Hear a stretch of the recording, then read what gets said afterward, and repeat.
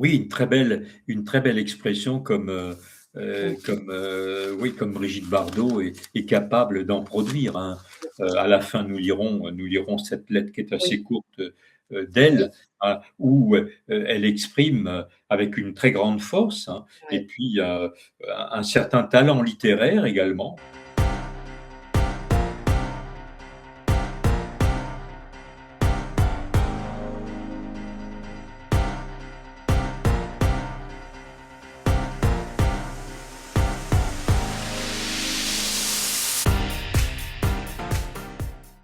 Bonjour Michel Fize, je suis ravie de vous accueillir en ce mois d'août, ce mardi 18 août 2026 sur Tribune Libre, pour célébrer votre amour inconditionnel pour les animaux, cet amour sans limite, cet amour presque pur, on peut dire, que les Français ressentent beaucoup pour les animaux de compagnie qui occupent une place importante dans leur cœur.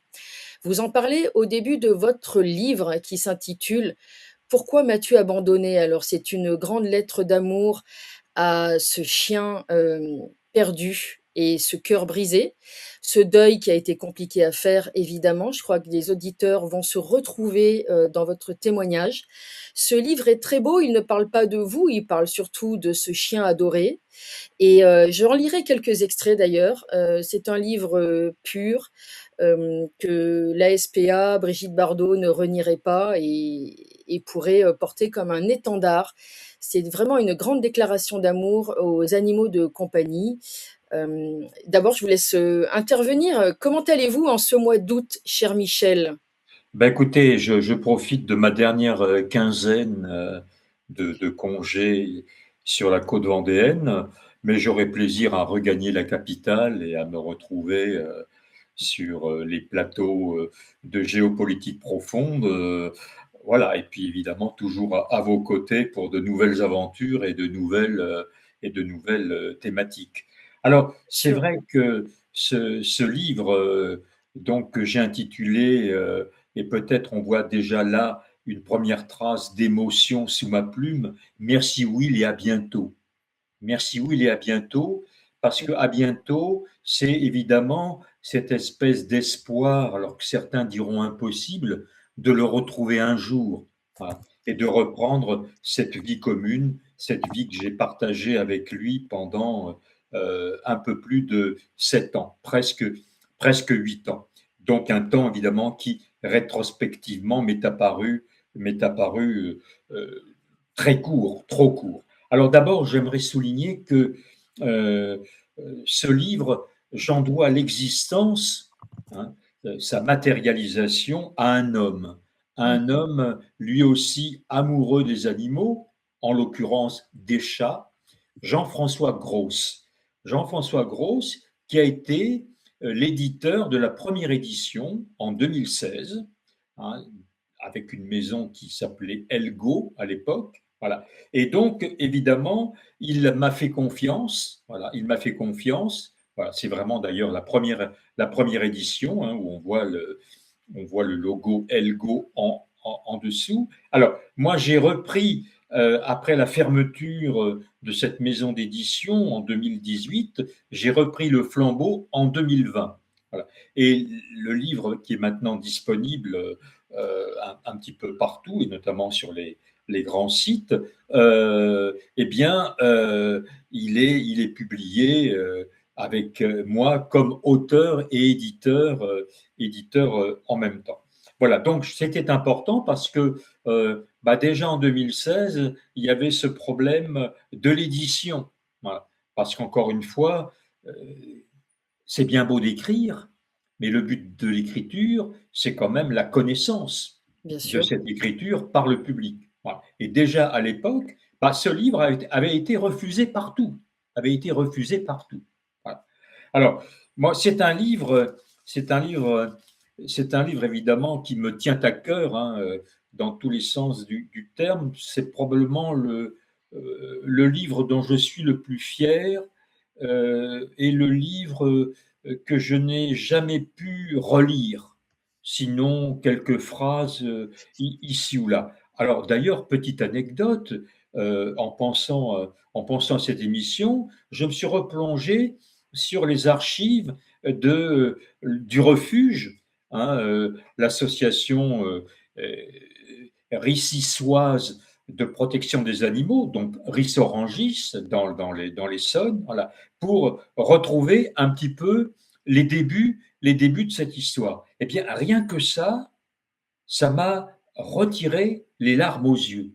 Voilà, rien que ça. Voilà. Et donc bah, j'ai retrouvé le tout début de cette histoire que j'ai donc pris en cours de route, hein, à peu près à l'âge de 2 ans pour Will. Donc il était arrivé, ce, ce pauvre animal, il était arrivé accroché à la porte du refuge le 14 mai 2007, le 14 mai 2007, et dans un état de maigreur que l'on voit d'ailleurs dans certaines photos, les premières photos, puisque les premières photos qui sont dans le livre, hein, en page centrale, il y a tout un déroulé de photographies. Alors, je précise, qui ont été prises pour la plupart par mon ami belge psychologue Madi Bulpa, hein, que je remercie elle aussi. Ce sera mon deuxième remerciement pour avoir évidemment pris tant de soin à établir ces clichés, notamment dans le bois de Vincennes, où nous allions beaucoup nous promener pratiquement pas pratiquement chaque samedi. Voilà. Donc, il y a des histoires magiques et tragiques à la fois. Voilà. Et peut-être tragiques parce qu'elles ont été magiques et que on n'en voyait pas le bout, hein.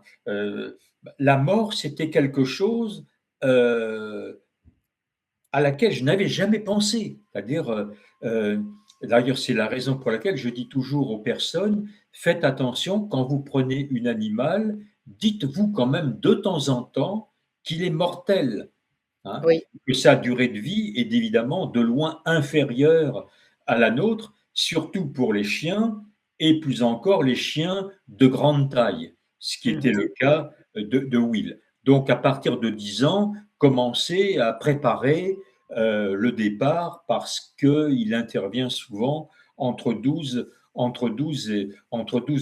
et 15 ans. Alors, pour moi, ce livre, c'est un livre qui se distingue de tous ceux qui ont existé. Alors, hormis peut-être un livre qui m'avait beaucoup frappé de la Fondation 30 millions d'amis, c'est Mabrouk, hein, Oui. l'histoire de ce berger allemand, voilà, qui a d'ailleurs été un très grand succès de librairie et un étendard magnifique, hein, pour la cause animale. Mais les livres qui sont sortis depuis sont des livres, comme vous le disiez en introduction, où finalement on parle autant de soi que de l'animal dont on raconte la vie. Le meilleur exemple, si l'on peut dire, et j'enlèverai le mot meilleur, c'est ce livre récent qui s'appelle Son odeur sous la pluie, son odeur sous la pluie, voilà, ou dans un livre beaucoup plus épais que le mien, eh bien, on voit finalement l'auteur parler autant de lui que de l'animal. Voilà. Voilà, donc voilà la bouille de Will quand il est arrivé au refuge. Alors, j'avais dit en 2006 ou 2007, c'était bien 2007, hein, il est arrivé très exactement en 2007. Alors, petit clin d'œil d'ailleurs, il est arrivé le 14 mai 2007. Il a été édité par Jean-François Gross, qui est né aussi un 14. Il a fréquenté l'une de mes meilleures amies psychologues en France, qui est née le même jour que son décès, le 14 avril, hein, puisque Will est donc décédé le 14 avril 2015. Et à la fin de l'année 2015, je me trouvais à Vallon, dans l'Yonne, hein, où je séjourne de temps en temps, et une montre que j'avais au poignet depuis très longtemps s'est arrêtée le 14 décembre. Voilà. Alors, euh, à partir de là, ce chiffre de 14 m'a trotté dans la tête, hein, et je m'interroge encore aujourd'hui, qu'est-ce que ça veut dire, hein? Est-ce que c'est un 14 positif, un 14 négatif, un 14, bon, qui n'a peut-être pas de sens finalement, mais en tout cas, hein, qui est là, hein. C'est vrai que quand on est malheureux, après la disparition d'un animal, on cherche des signes, on cherche des pistes, hein. Donc, effectivement, il y a des personnes qui m'ont raconté qu'il y avait des photographies qui tombaient, alors qu'il n'y avait aucune raison qu'elles tombent, parce qu'elles étaient bien accrochées, qu'il n'y avait pas de vent, hein. Il y a quand même eu, il y a quand même des signes. Voilà, alors, On cherche des consolations, certainement. oui, bien sûr, parce que on est dans le déni, un Bien sûr. déni qui peut être durable, voire, voire indéfinissable. Alors, peut-être pour caractériser un petit peu ce livre. Alors, c'est un livre que j'appellerais, et nous aurons l'occasion peut-être de parler, même sûrement à la fin, de cette très belle lettre que m'a adressée Brigitte Bardot le 26 juin 2016, c'est-à-dire moins d'une semaine après qu'elle ait reçu le livre. Et donc, la première caractéristique, c'est un livre d'émotion. Hein, c'est un livre que j'ai écrit d'ailleurs dans les derniers jours de la vie de Will, alors qu'il était encore en vie, mais déjà évidemment vraiment en fin d'existence. Euh, et je vous le disais en préparant l'émission, je serais incapable d'écrire ce livre aujourd'hui. Voilà. Mmh. Je serais incapable de l'écrire avec les mots, euh, avec l'humeur de l'émotion, et avec aussi quelque chose qui, à mon avis, le distingue de tous les autres, et je le dis sans prétention aucune, c'est un livre littéraire. Oui. D'ailleurs, si nos auditeurs et auditrices se reportent à Amazon, hein, où le trouvent évidemment, euh, là c'est une photo à Paris, si on le trouve sur Amazon, eh bien, on voit finalement, j'ai oublié l'idée d'ailleurs, euh, Je vais vous le montrer. Regardez, il est là. Voilà. voilà, donc il est classé, hein, quand on regarde un petit peu en dessous, il n'est pas classé en catégorie chien. Il a complètement échappé à une catégorie animalière. Il est classé en littérature. En littérature. Voilà. Et ça, c'est un bel hommage, c'est un bel hommage qui lui est rendu, hein. C'est-à-dire, oui, je crois qu'il faut dérouler un peu plus bas, on doit trouver le classement. Voilà, vous voyez, il doit être.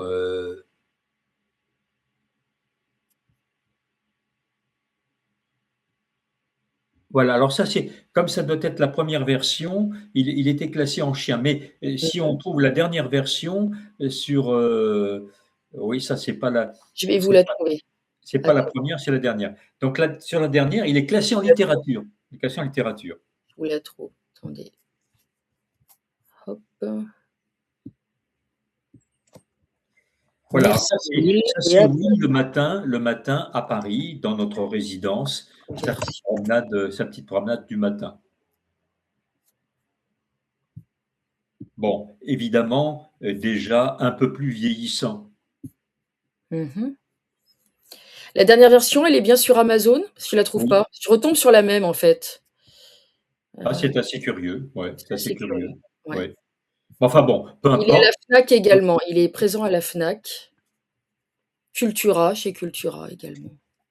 Voilà, Cultura, on doit même trouver sur Rakuten. Et en tout cas, peu importe, parce que comme j'en suis l'éditeur, toute commande qui est faite, hein, revient directement chez moi, hein. Donc c'est moi qui envoie le livre.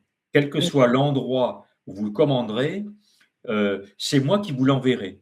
Avec évidemment, ce qui est la moindre des choses, une petite dédicace au début du livre. Les commentaires sont très bons. Voilà, alors il y a eu énormément de commentaires. Alors, le livre a eu aussi un coup de pouce en juillet 2016, donc un mois après la sortie du livre, et ça me donne l'occasion de remercier une troisième personne, Christelle Brigodeau, du journal Le Parisien, Mmh. qui a fait non seulement une interview, hein, que chacun peut retrouver, mais également une vidéo. Mmh. Donc, si vous cliquez sur ma biographie sur Google, vous allez retrouver donc cette vidéo et cet entretien, donc donné un mois après la disparition, la disparition de Will. Voilà, donc livre d'émotion, livre littéraire, et ça je m'en flatte parce que j'ai le goût des mots. J'ai toujours aussi perçu l'écriture de la sociologie comme un exercice littéraire. Je crois on doit aussi avoir le souci du beau langage, et je crois que c'est d'autant plus urgent aujourd'hui que malheureusement, avec les langages tronqués, hein, de l'Internet, hein, les mails, les textos, tout ce que l'on veut, les emails, mais bien sûr, bon, ce souci disparaît un peu. Bon, moi, ce souci, je l'ai toujours. Alors, la troisième caractéristique, euh, c'est que, et ça explique évidemment l'attrait qu'a eu ce livre à sa sortie et qui s'est jamais vraiment démenti depuis, hein. Il s'écoule encore régulièrement. C'est que c'est un livre dans lequel chacun a pu s'identifier. Voilà. Parce que c'est l'occasion de dire, je ne suis pas de ces personnes qui disent, oh, j'avais le chien le plus beau, le plus intelligent, le plus doué, le plus malin, etc. Non, j'avais un chien qui était donc un ami, euh, qui était très ordinaire, hein. C'est-à-dire, il était d'une intelligence moyenne, hein. Si on avait mesuré son QI, on n'aurait pas pu dire qu'il avait un QI extraordinaire, hein. Mais, et je crois que les photos en témoignent, c'était un chien très beau, euh, et j'allais dire, d'une rare élégance. Et d'ailleurs, avec ce nom très british, très anglais, très aristocratique, hein, ça lui donnait un Oui. certain panache, hein. Je peux vous dire que je n'ai pas fait une seule sortie dans les rues de Paris, où il a vécu la majeure partie de son temps, sans que quelqu'un euh, ne vienne à moi et me dise, qu'est-ce qu'il est beau votre chien, qu'est-ce qu'il est beau. Et c'est vrai que rien que dans la couverture, hein, là, vous voyez, c'est une posture, il était sous sa couette. C'est-à-dire, c'était en fait, et c'est cette caractéristique, alors je le dis parce que je ne l'ai pas retrouvé chez mes trois autres labradors qui ont suivi, pour moi, il était mi-animal, mi-humain. Oui, beaucoup de tendresse dans les yeux et comme on dit, la phrase habituelle, c'est: «Il ne lui manquait que la parole». Ah, complètement, complètement. C'est-à-dire, c'était un chien, on avait l'impression qu'il avait une vie de chien, donc avec ses réflexes, ses instincts de chien, et puis une vie proprement humaine, hein. C'est-à-dire, je n'avais pas l'impression d'avoir un animal à mes côtés, mais d'avoir un ami. Voilà. Alors voilà, alors ça c'est une des photos que je préfère, hein. Donc c'est mon fils Didier, euh, qui était d'ailleurs euh, voilà une autre caractéristique. Cet animal avait 2 mètres, entre Oui. guillemets. Mon fils et moi, dans cet ordre. C'est-à-dire que quand nous avons recueilli cet animal, donc en août 2007, fin août 2007, Mmh. pendant que j'accomplissais les formalités administratives, hein, lui était en train de faire connaissance euh, du chien dans son box. Voilà. Et à partir de là, alors quelque chose qui ramène à l'humanité, cet animal est tombé amoureux de mon fils. Voilà. C'est quelque chose, mais vraiment quelque chose d'assez extraordinaire. Ils étaient C'est-à-dire, réciproques a priori. ah oui, oui, oui, oui. Alors avec beaucoup plus de pudeur de mon fils qui est moins expressif, mais dont l'amour pour cet animal n'a jamais été dépassé, bon, malgré l'attachement que l'on a pu avoir. Alors moi, pour un deuxième labrador, Alec, d'ailleurs dont on parlera peut-être parce que j'ai aussi écrit son livre, hein, Mmh. donc qui s'appelle Alec, la gentillesse même. Voilà, c'était une caractéristique de ce labrador.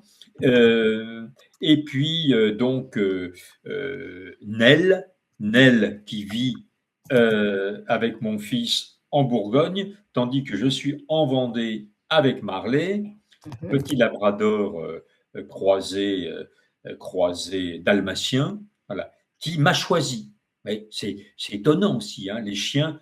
Voilà, Will avait choisi d'avoir comme référent principal mon fils Didier, et Marley a choisi de m'avoir comme principal interlocuteur. Voilà. Alors, je pense que par rapport à...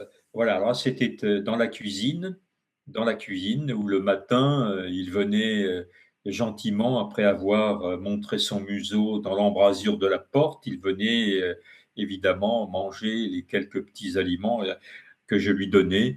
Voilà, il y a d'ailleurs aussi un passage dans le livre sur cela. Alors, je pense qu'il y a un mot, il y a un mot qui montre que, euh, comme chez les humains, il n'y a pas d'interchangeabilité. Il y a Oui, des tout à fait. histoires uniques, des histoires qu'on ne reproduit pas. Et Vous il dites y a, bien d'ailleurs que, quand il y a un deuil, si vous prenez un animal, il n'y a pas de remplaçant, il y a simplement un successeur. tout à fait, tout à fait, hein. Mmh, C'est vrai qu'encore une fois, aucun animal n'en remplace un autre, mmh. surtout un animal qui a occupé une telle place dans votre vie. Comme Donc, chez les humains finalement. tout à fait, tout à fait. Et Je d'ailleurs vous pense. dites: «L'animal, c'est l'humain, mais en mieux». Ah oui, ah oui. Bah, vous savez, bon, il faut pas être bien malin pour faire cette observation, hein. Quand on voit tout ce qui se passe autour de nous, une planète qui est à moitié ravagée par la guerre et pour l'autre moitié, en partie, sous le coup des famines, des épidémies, c'est triste, c'est triste, hein. D'ailleurs, il y a quelque chose, je crois que, j'ai dû dire à notre première émission sur les animaux, quelque chose qui m'a un peu choqué, hein, à propos ou après les incendies, notamment en Gironde et dans les Landes. J'ai entendu dire pauvres gens, mais pauvres gens, ces gens ne sont pas morts, que je sache. Ils ont perdu leurs biens, ils ont perdu quoi? Du matériel, qui sera pour partie remboursé par des assurances, hein. Bon, évidemment, c'est triste, on est bien d'accord. Voilà. Mais qui a dit pauvres animaux? Parce qu'eux n'ont pas perdu simplement leur logis, leur nourriture, ils ont perdu leur vie. Ils ont perdu leur vie. Voilà. Donc j'ai envie de dire, pauvres animaux. Vous savez, il y a des personnes il y a des personnes qui sont émues à la vue d'un enfant malheureux. Voilà. Euh, et qui d'ailleurs, euh, comme c'est un tabou que de ne pas reconnaître l'émotion devant un enfant malheureux, qui se croient dès lors qu'ils ont exposé leur amour pour les animaux, je pense notamment à Mathieu Ricard, qui a écrit un très beau livre qui s'appelle Plaidoyer pour l'altruisme, Mmh. qui dit ah oui, mais je ne me suis pas intéressé qu'aux animaux, j'ai aussi défendu les enfants en telle ou telle occasion. Mais moi je dis, moi la cause des enfants, ce n'est pas la mienne, ce n'est pas la mienne. Bon, non pas qu'elle ne soit pas importante, mais il y a Mmh. des personnes pour cela, hein. Oui, Il il y a faut des se personnes partager pour le cela. travail en fait. C'est un peu ce que disait Brigitte Bardot, on peut pas être partout.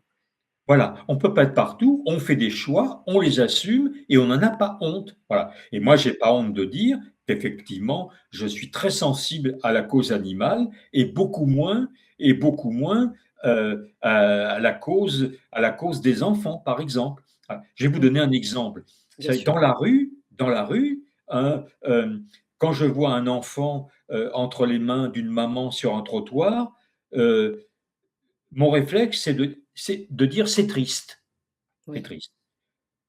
Quand je vois un animal, l'émotion me monte aux yeux. Et là, je dis c'est tragique, c'est tragique. Parce que, parce que l'animal, il est totalement sans défense. Hein. Quand on est dans la rue, on peut être fort heureusement, et on l'est, soutenu par toutes sortes d'associations caritatives. Hein. Si vous êtes un chien ou un chat errant, sur qui pouvez-vous compter? Hein. Voilà. Après, des voix pourraient vous s'élever et vous dire: «Le petit enfant aussi est sans défense face à l'adulte irresponsable qui lui fait faire la manche dans la rue». Oui, bien sûr, mais encore une fois, vous voyez, c'est comme pour le deuil, il n'y a pas de hiérarchie à Hiérarchie. faire. Il Mmh. y a simplement des sensibilités à affirmer. Vous voyez, Bien je sûr. parle de Jean-François Gross, par exemple. Mmh. Jean-François Gross, a une sensibilité pour les chats, pour les chats. Hein, d'ailleurs, au moment où, j'écrivais ce livre, il perdait son propre chat, hein, qui était écrasé, devant chez lui. Voilà, un chat unique aussi, pour lequel, et c'est le mot que je voulais employer tout à l'heure, il a éprouvé et ressenti ce que j'ai ressenti pour Will, la passion. Voilà, c'est Mmh. la passion, c'est l'amour supérieur. Et Voilà. la fusion aussi. Ah oui, bien sûr. Ah oui, la fusion qu'appelle la passion. Ah, Bien donc sûr, c'était une symbiose, c'était une symbiose. une Voilà. symbiose, Et une puis alchimie. voilà, et puis, avec donc cet être vivant, mi-animal, mi-humain, il y avait aussi quelque chose, heu, qui était sa caractéristique, il était calmant, apaisant. Hein. J'ai connu durant toutes ces années, bon, toutes sortes de difficultés, hein, familiales, Mmh mh. professionnelles quelquefois. Mmh mh. Heu, voilà, quand je voulais me vider un peu la tête, je prenais la laisse et je sortais mon chien. Voilà, et magiquement, il m'apportait, voilà, magiquement, parce qu'encore une fois, pour les 3 qui ont suivi, et notamment le dernier, hein, le dernier que j'ai là dans mon dos, sur le canapé, Mmh. Heu, tout gentil qu'il soit, il est stressant, stressant. Ah! C'est-à-dire, il est stressant, Ah oui, c'est-à-dire il est ils ont des tempéraments différents, c'est comme les êtres humains sont des êtres vivants avec des tempéraments différents et c'est une voilà, interaction de psychologie, de 2 psychologies entre le maître et l'animal. voilà, donc ce qui revient, comme j'ai dit tout à l'heure, hein, à l'idée qu'il y a pas d'interchangeabilité, qu'on connaît une grande histoire d'amour dans sa vie, 2 si on a beaucoup de chance, et alors 3 si on a beaucoup, beaucoup, beaucoup, beaucoup de chance, voilà.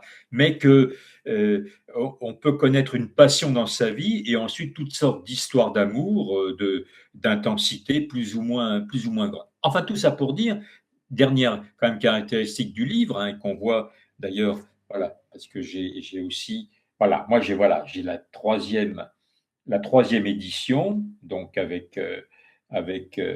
vous avez la 3e édition, alors voilà, on va moi la j'ai la mettre. troisième édition où l'on voit à côté du bandeau, vous voyez, coup de cœur, voilà, Coup coup de de cœur, coup de cœur, euh, jury du prix alors Fernand c'est écrit Méry, à voilà, Fernand Méry. Méry, voilà, c'était écrit Voilà, à l'envers, Fernand Méry. qui était un grand vétérinaire, hein, des années 50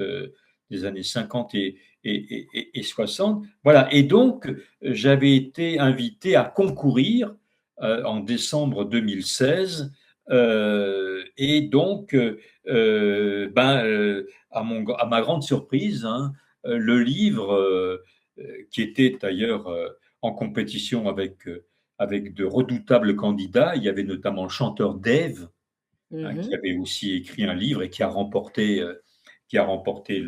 le prix. Voilà. Mais donc, il a été primé. Il a été primé. Alors aussi dans sa version audio, puisque Jean-François Gross, hein, alors que vous pouvez retrouver d'ailleurs sur Cabaret Voltaire Édition.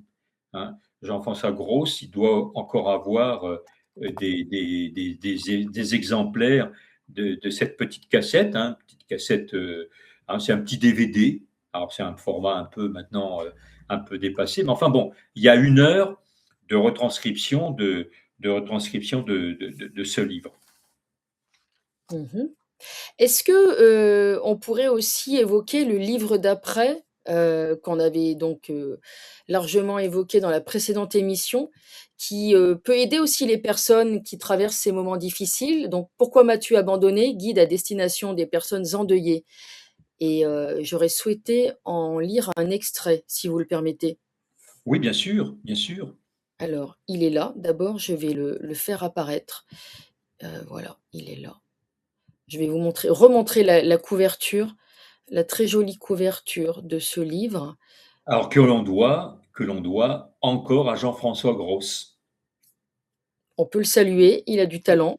voilà, qui est un expert, en couverture, hein, Oui, entre autres. voilà. Très beau livre. Je vais vous lire un extrait, pages 5 et 6. Alors qui renvoie, vous voyez, il y a un contact Facebook et puis Oui, il y a la page que l'on avait déjà mentionnée la dernière fois, SOS Deuil Animal. Donc absolument, que une je voilà, remettrai en lien utile sous cette vidéo. Pour tous voilà, ceux hein, qui parce veulent qu'encore une fois, contacter. je donne des conseils, hein, il suffit de m'appeler, il y a la ligne téléphonique qui est sous la page, SOS Deuil Animal. On peut me joindre quand on est je dirais, au sommet de la douleur après la disparition de l'animal. Bien sûr, on peut donc vous contacter via Facebook, via cette page SOS Deuil Animal.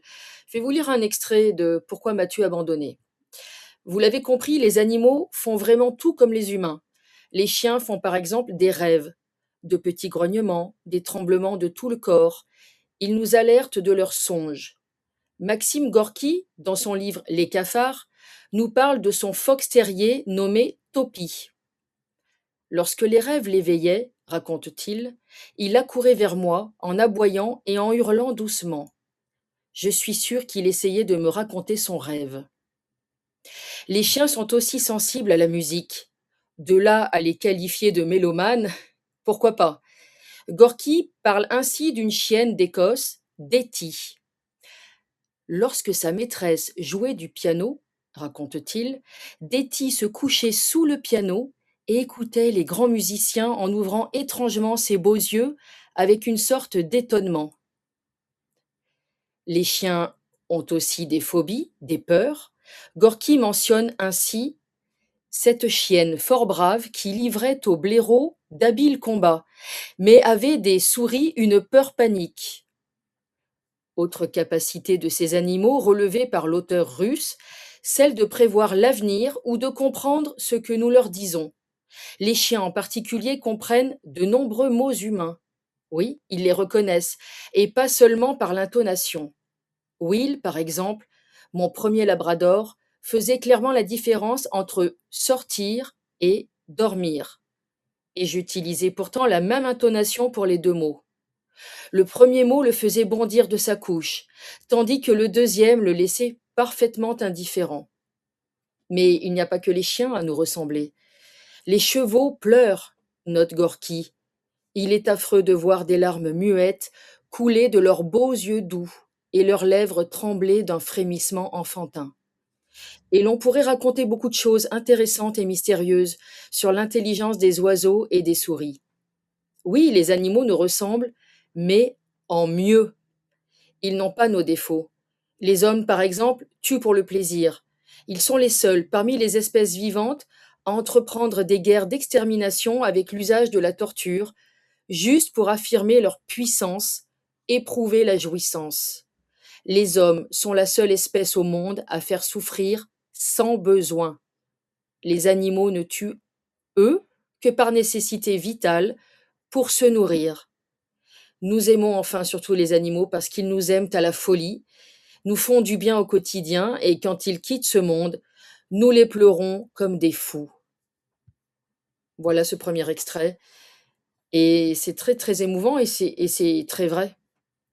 Qui peut dire le contraire finalement? Oui, et ce qui permet d'ailleurs, de faire un petit correctif, à propos des incendies, récents, en Gironde et dans les Landes, c'est qu'il y a eu aussi beaucoup d'élan de solidarité, envers les animaux. Si vous allez sur Internet, vous verrez des vidéos touchantes, hein, de Oui, personnes mettant des petites bassines d'eau, hein, pour que absolument. les oiseaux puissent venir s'abreuver. Voilà. Il y a beaucoup de scènes avec des renards, hein, des faons, voilà, Mmh. les petits de la biche qui viennent quasiment manger dans la main, hein, ce qui prouve que euh, euh, je crois qu'il faut passer de la domination sur les animaux à la complicité avec eux. Voilà. On a une relation nouvelle à inventer. Voilà, hein. Ouais. Vous voyez, on s'est beaucoup moqué de cette députée écologiste, Sandrine Rousseau, hein, pour ne pas la nommer, hein, qui a osé dire que finalement, on ne devrait pas appeler ce que l'on a dans nos assiettes de la viande, mais de la chair vivante. On s'est beaucoup, beaucoup moqué, mais elle a raison. Oui, c'est de la chair. Nous mangeons de la chair, nous ne mangeons pas de la viande, hein. D'ailleurs, il faut voir comment on a tout un vocabulaire qui tente à nous disculper de nos mauvaises actions, hein. On parle de gibier, hein, on parle de troupeau, on parle de volaille, on parle de bovin. Voilà. On évite encore une fois de nommer correctement, de nommer correctement. Voilà. Les La chair, choses. c'est la chair, qu'elle soit animale ou humaine. Ben, on ne dit pas la viande humaine. On ne dit Non. pas la viande humaine, que je Ou alors sache. quand on traite quelqu'un de morceau de viande, c'est assez péjoratif finalement et mal nommer les choses ajoute au malheur du monde. Voilà, alors ceci Mmh. étant, c'est pas non plus là ce que je dis comme une plaidoirie pour les attitudes végétariennes, hein, ou végétalistes, hein. Voilà, je crois qu'on fait ce que l'on peut, hein. Il faut qu'on sorte aussi de siècles et de siècles d'habitudes qui sont Bien des sûr. habitudes culturelles. Mais je crois que pas à pas, on peut arriver à se dispenser, bon, de ces tueries. On parlait de Brigitte Bardot tout à l'heure. Oui. Brigitte Bardot, elle n'a jamais voulu établir, comme les autres fondations, des refuges. Hein, des Mmh. refuges qui sont une série de box Mmh. où les animaux, malgré toute la bonne volonté de leurs dirigeants, sont enfermés. Sont enfermés, ils sont incarcérés. Voilà. Oui. Elle a voulu des espaces ouverts. Il y a eu d'ailleurs, il y a quelques jours, un très beau reportage où l'on montre des porcs en liberté, des chevaux en liberté, des chiens en liberté, voilà, qui Mmh. sont dans des sortes de petits foyers, de homes. Voilà. Voilà. Ça, c'est le bon esprit. Alors, c'est vrai qu'il y a tant d'animaux à accueillir que tout le monde ne peut pas encore faire ça, mais je pense que c'est ce vers quoi on doit aller. Voilà. D'ailleurs, je crois que Brigitte Bardot, était, évidemment, c'est logique, depuis pas mal d'années, devenue végétarienne. D'ailleurs, elle avait perdu sa mère d'un cancer de l'intestin et sa mère disait, elle avait arrêté la viande, je crois qu'elle disait, «Je refuse de digérer l'agonie». Oui, une très belle expression Mmh. oui, comme Brigitte Bardot est capable d'en produire, hein. À la fin, nous lirons cette lettre qui est Oui, assez courte oui, d'elle, hein, où elle exprime avec une très grande force, hein, et ouais. puis un certain talent littéraire également, hein. Une grande C'est très émotion. voilà. Alors bien sûr, hein, je crois qu'elle est tout à fait, et je comprends pourquoi elle a tant aimé ce livre, elle est dans la parenté de l'écriture qui a été la mienne. Encore Mmh. une fois, une écriture où j'ai eu le souci constamment de m'effacer, hein. Je Mmh. n'avais pas besoin de cet écrit pour faire parler de moi. J'ai bien d'autres occasions. Bien Il sûr, y a il y a la cinquantaine de livres à côté où on peut oui, me retrouver, y notamment compris sur l'adolescence. voilà, notamment sur l'adolescence qui sera un sujet Mmh. pour la rentrée, Oui, notamment l'entrée en adolescence, qui est un oui, sujet, à mon avis, qui est passionnant. encore mal perçu et mal décrit. D'ailleurs, Oui, oui, oui. j'ai encore une vidéo qui est dans les starting blocks d'une société qui s'appelle WeLearn. WeLearn Oui. qui a fait une vidéo sur les adolescents, alors que vous pouvez retrouver d'ailleurs, hein, donc W2ELEARN, voilà, hein. Donc, il y a une vidéo sur l'adolescence, les adolescents, donc qui date d'une dizaine d'années.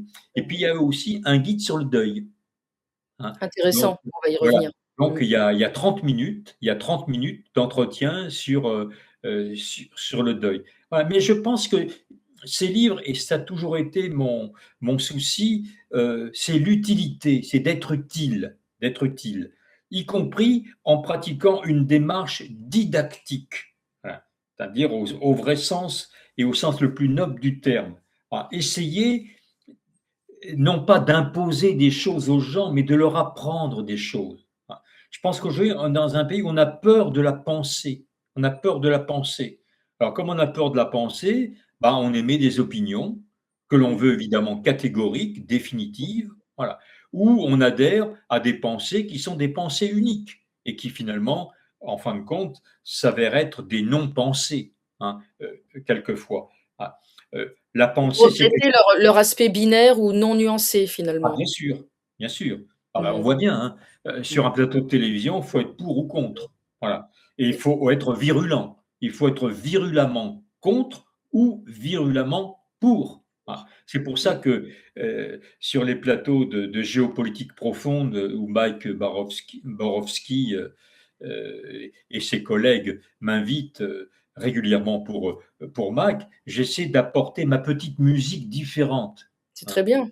Voilà, et un peu d'ailleurs, à la façon, je suis en train de relire un peu Nietzsche, là, Le Gai Savoir, à la Mmh. façon de, bon, bien sûr qu'il y a un bien et un mal, mais les Mmh. frontières ne sont pas absolues, ne sont pas des catégories absolues, c'est des catégories relatives. Voilà.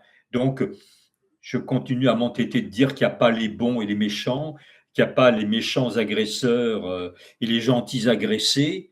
Voilà, ce qui nous ramènerait au débat sur l'Ukraine, euh, Bien sûr. l'Ukraine et la Russie. Voilà, dès qu'on est en guerre, tous coupables. Vous Voilà. voulez dire Pour que moi, les frontières, sont floues entre le bien et le mal et que finalement parfois l'enfer est pavé de bonnes intentions aussi? oui, bien sûr, elles sont fragiles, ce sont des Fragile. frontières fragiles. Hein. Mmh. C'est pour ça qu'elles ne s'éclaircissent qu'à coup d'enseignement moral. Alors voilà encore un mot qui fait peur.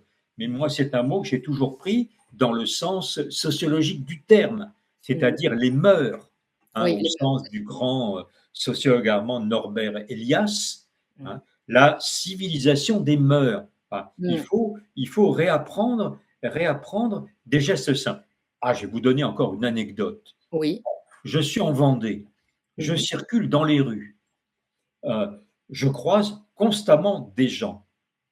Personne ne s'adresse à parole. Personne ne se dit, en croisant l'autre, bonjour.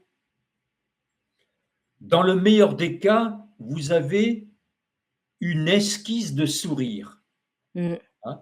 J'avais envie de faire d'ailleurs un tweet de dire, mais apprenez à vous resaluer quand vous vous croisez. Alors c'est une petite différence d'abord ici par rapport à Lyon, hein. Dans Lyon, et notamment à Avallon où Mmh. réside mon fils, hein, la coutume, c'est de se saluer. Bonjour. C'est spontané. Voilà. Et on sent des gens qui sont malheureux ici en Vendée de ne pas le faire. Et quand on le fait, on voit le visage s'éclairer. Vous voyez à quel point, hein, on a l'impression d'être des morts vivants. Vous vous Vous rendez compte? secouez leurs habitudes, mais c'est Ah dommage oui, d'être comme ça dans une si belle région qu'est la ah oui, Vendée. oui, oui. Et ce sont des. Mais il peut y avoir de la pudeur, de la gêne, du non-apprentissage, hein. On n'a plus l'habitude. On n'a plus Mmh. l'habitude. Alors c'est vrai, moi, de temps en temps, quand je sens qu'il y a une plus grande ouverture, je dis bonjour, bonjour. Voilà. Alors c'est vrai que c'est plus facile avec des personnes qui ont des animaux. Mmh. Parce que Ah oui, ça établit tout de suite, vous savez, un lien. comme les Les motards. motards qui se Voilà, reconnaissent entre eux. Mmh. voilà. Eh bien, il y a une confrérie des Mmh. gens qui ont des animaux, hein, et en particulier, puisque dans les rues, ce sont les chiens que l'on promène et pas les chats, Mmh. hein. Donc, et je voyais bien d'ailleurs avec Will que spontanément, il y avait une ouverture de la parole. Voilà, mais alors là, bon, là, j'ai cité un exemple d'une société qui est en perdition à partir du moment où les gens ne se parlent plus. bien sûr. Voilà. Et Est-ce encore une que fois, on n'a pas eu besoin du Covid, bien hein. sûr, On ne vous se faites parlait pas déjà avant. vous faites un lien entre les mœurs et l'abandon du religieux? C'est une question, sans arrière-pensée, hein, c'est une question vraiment, innocente et pure.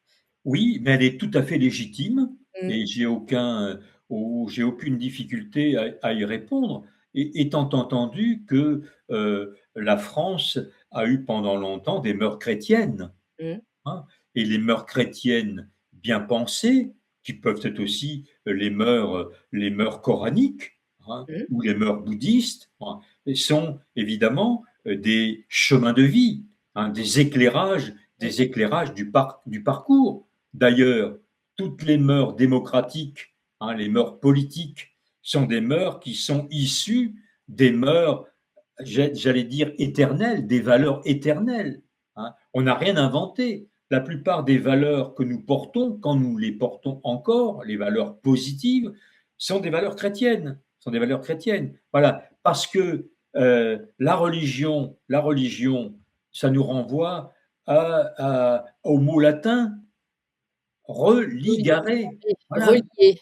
Et oui, c'est relié. Qu'est-ce que c'est qu'une religion? Une religion, c'est quelque chose qui relie les hommes aux autres, hein. Mmh, Donc après, quel que soit le nom, y compris des petits groupes religieux, je crois qu'on n'a pas, enfin, toutes les religions ont quand même le projet de l'homme, le projet du souci de l'homme, du bien-être de l'homme, hein, de, de, de la vie collective, la vie collective. Je pense on a perdu l'esprit collectif. Alors d'ailleurs, paradoxalement, qu'on retrouve avec les animaux.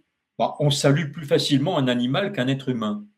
Il n'y a pas quelque chose qui, il y a pas quelque chose qui cloche quand même un peu, hein. Je pense on devrait pouvoir,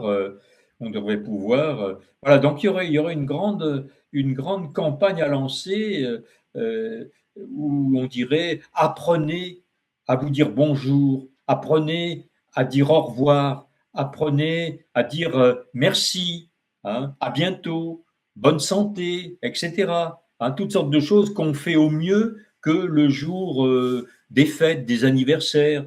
Euh, voilà. Bon, ça ça, huile les rapports finalement, les rapports humains. oui, on est. C'est ce que j'ai appelé, l'individualisme triomphant, hein. C'est pas l'individualisme en soi, et on revient au bien au mal.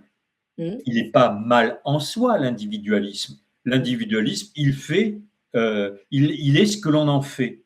Si bien l'on sûr. en fait une mauvaise chose, il Mmh. devient une mauvaise chose. Voilà. Et l'individualisme outré, exacerbé, sans limite, est devenu un tu humain, Oui, un tu collectif. l'individualisme outré finalement, c'est diamétralement opposé à l'idée, bien comprise que l'homme est un animal social. Oui, bien sûr, hein, et là, on a oublié l'enseignement de la philosophie grecque, hein, Mmh, qui nous a beaucoup appris. D'ailleurs, tout à l'heure, vous citiez les auteurs russes, mais mmh. beaucoup d'écrivains, de grands romanciers ont aimé les animaux, hein. Freud lui-même, il avait son chien sous la table, hein, quand il était en consultation. Mmh, Je suis en train de relire Nietzsche, son gai savoir. mmh. Il parle des animaux et de belle manière également, hein. Bon, ça je l'ai dit aussi dans le livre, donc dans celui-là, et puis alors dans un autre dont on a aussi la couverture sur Amazon, qui s'appelle Le Retour de Will. Alors, Le Retour de Will, il avait été publié en 2018 par mon ami Jean-François Gross, au moment où sa maison, malheureusement, a dû fermer. Voilà. Donc, Le Retour de Will, là, je Alors peux le retour de Will, lui, il est bien classé en littérature française. aussi, oui, Ouais, tout à fait. Je vais vous le montrer. Voilà, alors le retour de Will, vous Et là, savez, il y a les mystères des algorithmes et des classements Amazon. Il y a encore quelques temps, j'ai d'ailleurs deux, trois livres qui sont à la vente à 2 000 euros. oui, oui, ça vaut son pesant d'or. Voilà, alors là, vous avez la chance, le retour de Will, vous l'avez, mais à 165 euros. C'est un Donc, prix d'amis. c'est un prix, c'est un prix d'amis. Alors, j'ai le Regardez, il projet est classé d'ailleurs. effectivement en littérature française. On le voit bien. Voilà. Voilà, donc c'est clair pour celui-ci, donc c'était clair aussi pour le premier. Vous le voyez? Non, vous le voyez plus. Ah oui, parce que je suis sortie du retour de Will, pardon.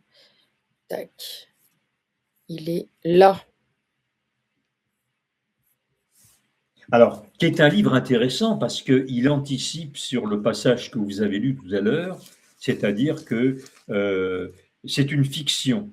Hein, c'est une fiction, c'est-à-dire que je pars du jour de la mort de Will, qui est effondré à terre. Voilà, il se relève. Voilà, et on repart pour une nouvelle aventure. Pour une nouvelle aventure. Alors, l'occasion peut-être de dire à celles et ceux qui nous écoutent que j'ai un exemplaire disponible de ce livre que je peux vendre à son prix qui est affiché quelque part, peut-être, enfin qui était affiché, je ne sais plus quel était le. Mais enfin, je crois, ça doit être une vingtaine d'euros. Voilà, donc là, on ne le trouve pas. Une, voilà, donc là, il suffit de passer par la page SOS Deuil Animal, par exemple. Oui, Hein. pour vous poser la question, entrer en contact avec vous. Voilà, mais encore une fois, il y a plus qu'un exemplaire, d'où le projet de le republier Mmh. bon, dès que j'en aurai la possibilité. Voilà, alors ça, c'était au café. Voilà, le profil au café OK. le matin. Alors ça, c'est avec mon fils, c'est dans le bois de Vincennes. Le jeu avec l'animal, c'est important. Voilà. Voilà, alors voilà, c'était, vous savez, on l'appelait le bûcheron. Voilà, Alors, mais encore une fois, je redis pour qu'il n'y ait vraiment pas d'ambiguïté. Hein, pour moi, mon souci, c'est pas de dire c'est le plus beau, c'est le plus beau, c'est le plus beau, et quelque part, ben, vos animaux, c'est rien par rapport à celui-là. Non. Par contre, je maintiens, et là, vous montrez des photos, il était d'une élégance que j'ai jamais retrouvée. Voilà. Et là, ah même l'actuel, il a pas son élégance? On va ah pas non, lui non, dire? ah non, Ah, il a ah entendu, il est un peu jaloux? Non, il dit rien. non, non, il dit rien. Alors d'abord, il n'est pas de la même couleur, hein. Alors ça c'était au tout début, dans le bois de Vincennes, donc la course au canard, hein. Labrador, n'oublions pas, c'est un chasseur. Alors Oui. plutôt de poisson, hein, bon, d'où l'origine, hein, sur les terres du Labrador. Voilà, mais là, il a failli, finalement, on l'a rappelé. Les Alors ça, canards. voyez ces postures. Près de la rivière. Voilà, près de la rivière, donc le cousin à Vallon. Voilà. C'est pas une posture d'animal, ça.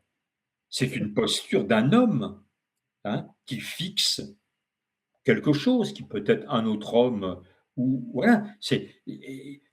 C'était magique. Voilà. Et alors là, je suis bien certain, quand on regarde les vidéos sur Internet, il y a des tas d'animaux qui ont cette capacité.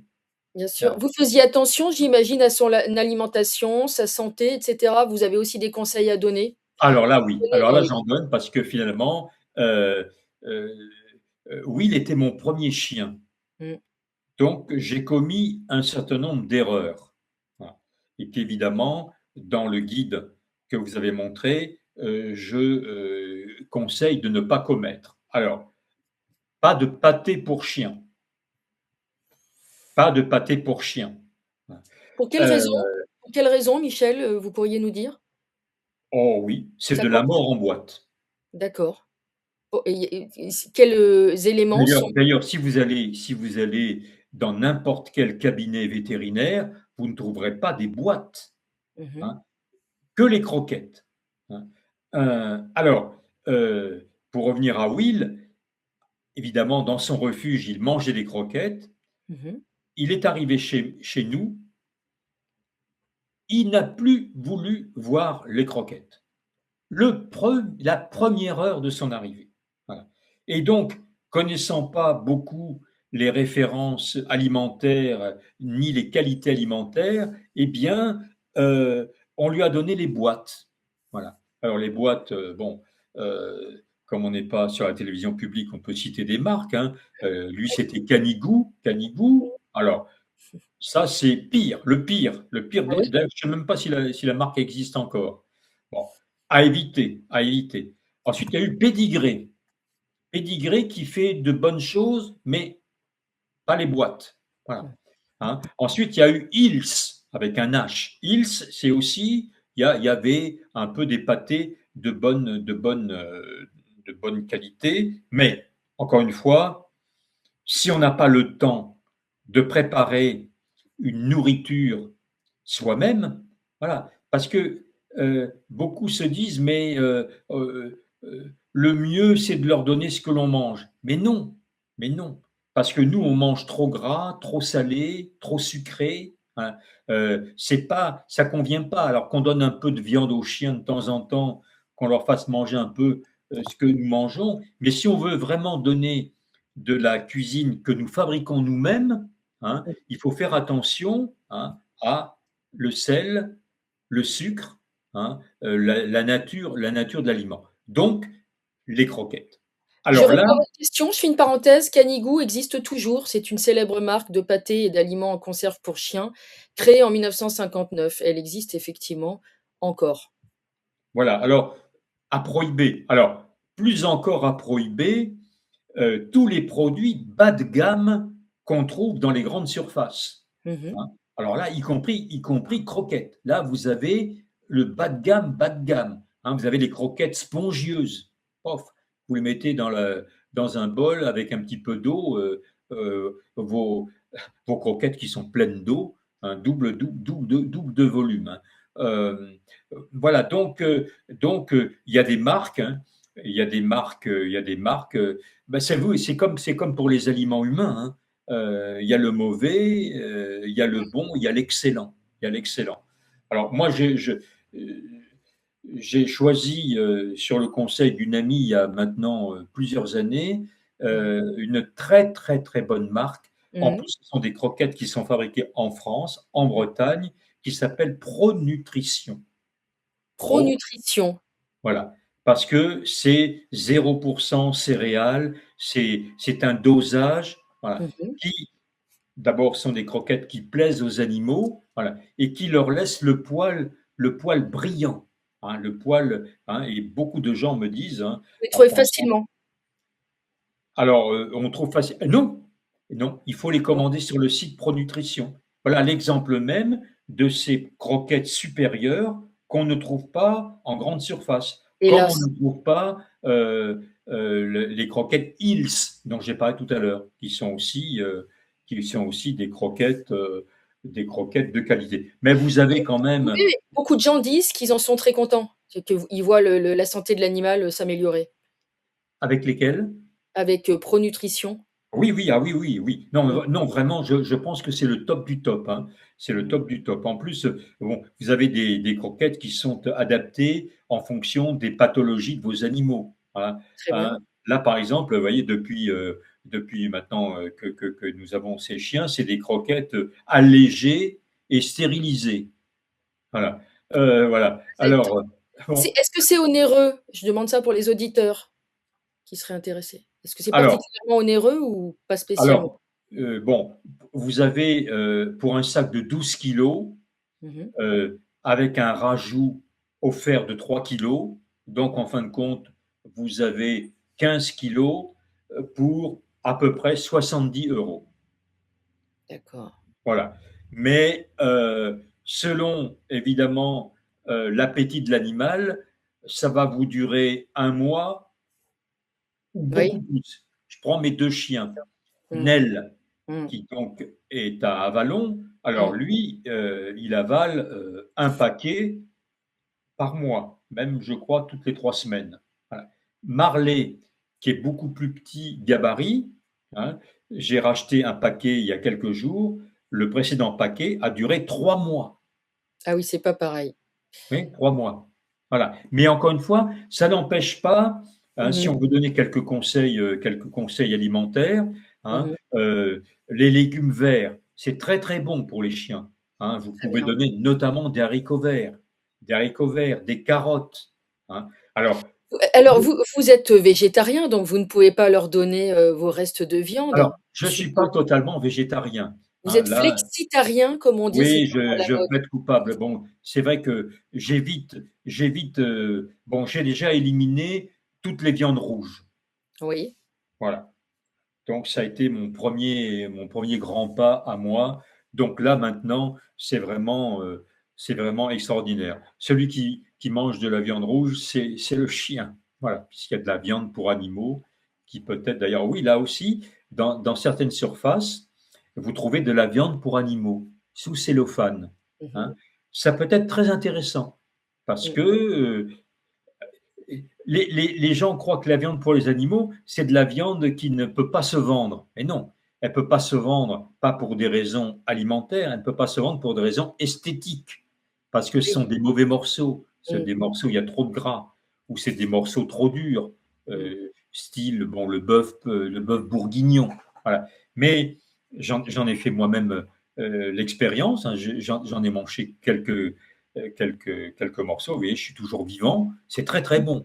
Très, très bon. Et pour 1,30 €, 1,50 €, vous avez de la viande pour votre chien qui va venir compléter son alimentation quotidienne. Alors là aussi, hein, attention à ne pas laisser l'alimentation en permanence. Là, il faut adopter comme les humains, hein, le chien, celui que je connais le mieux, une gamelle le matin, une gamelle le soir.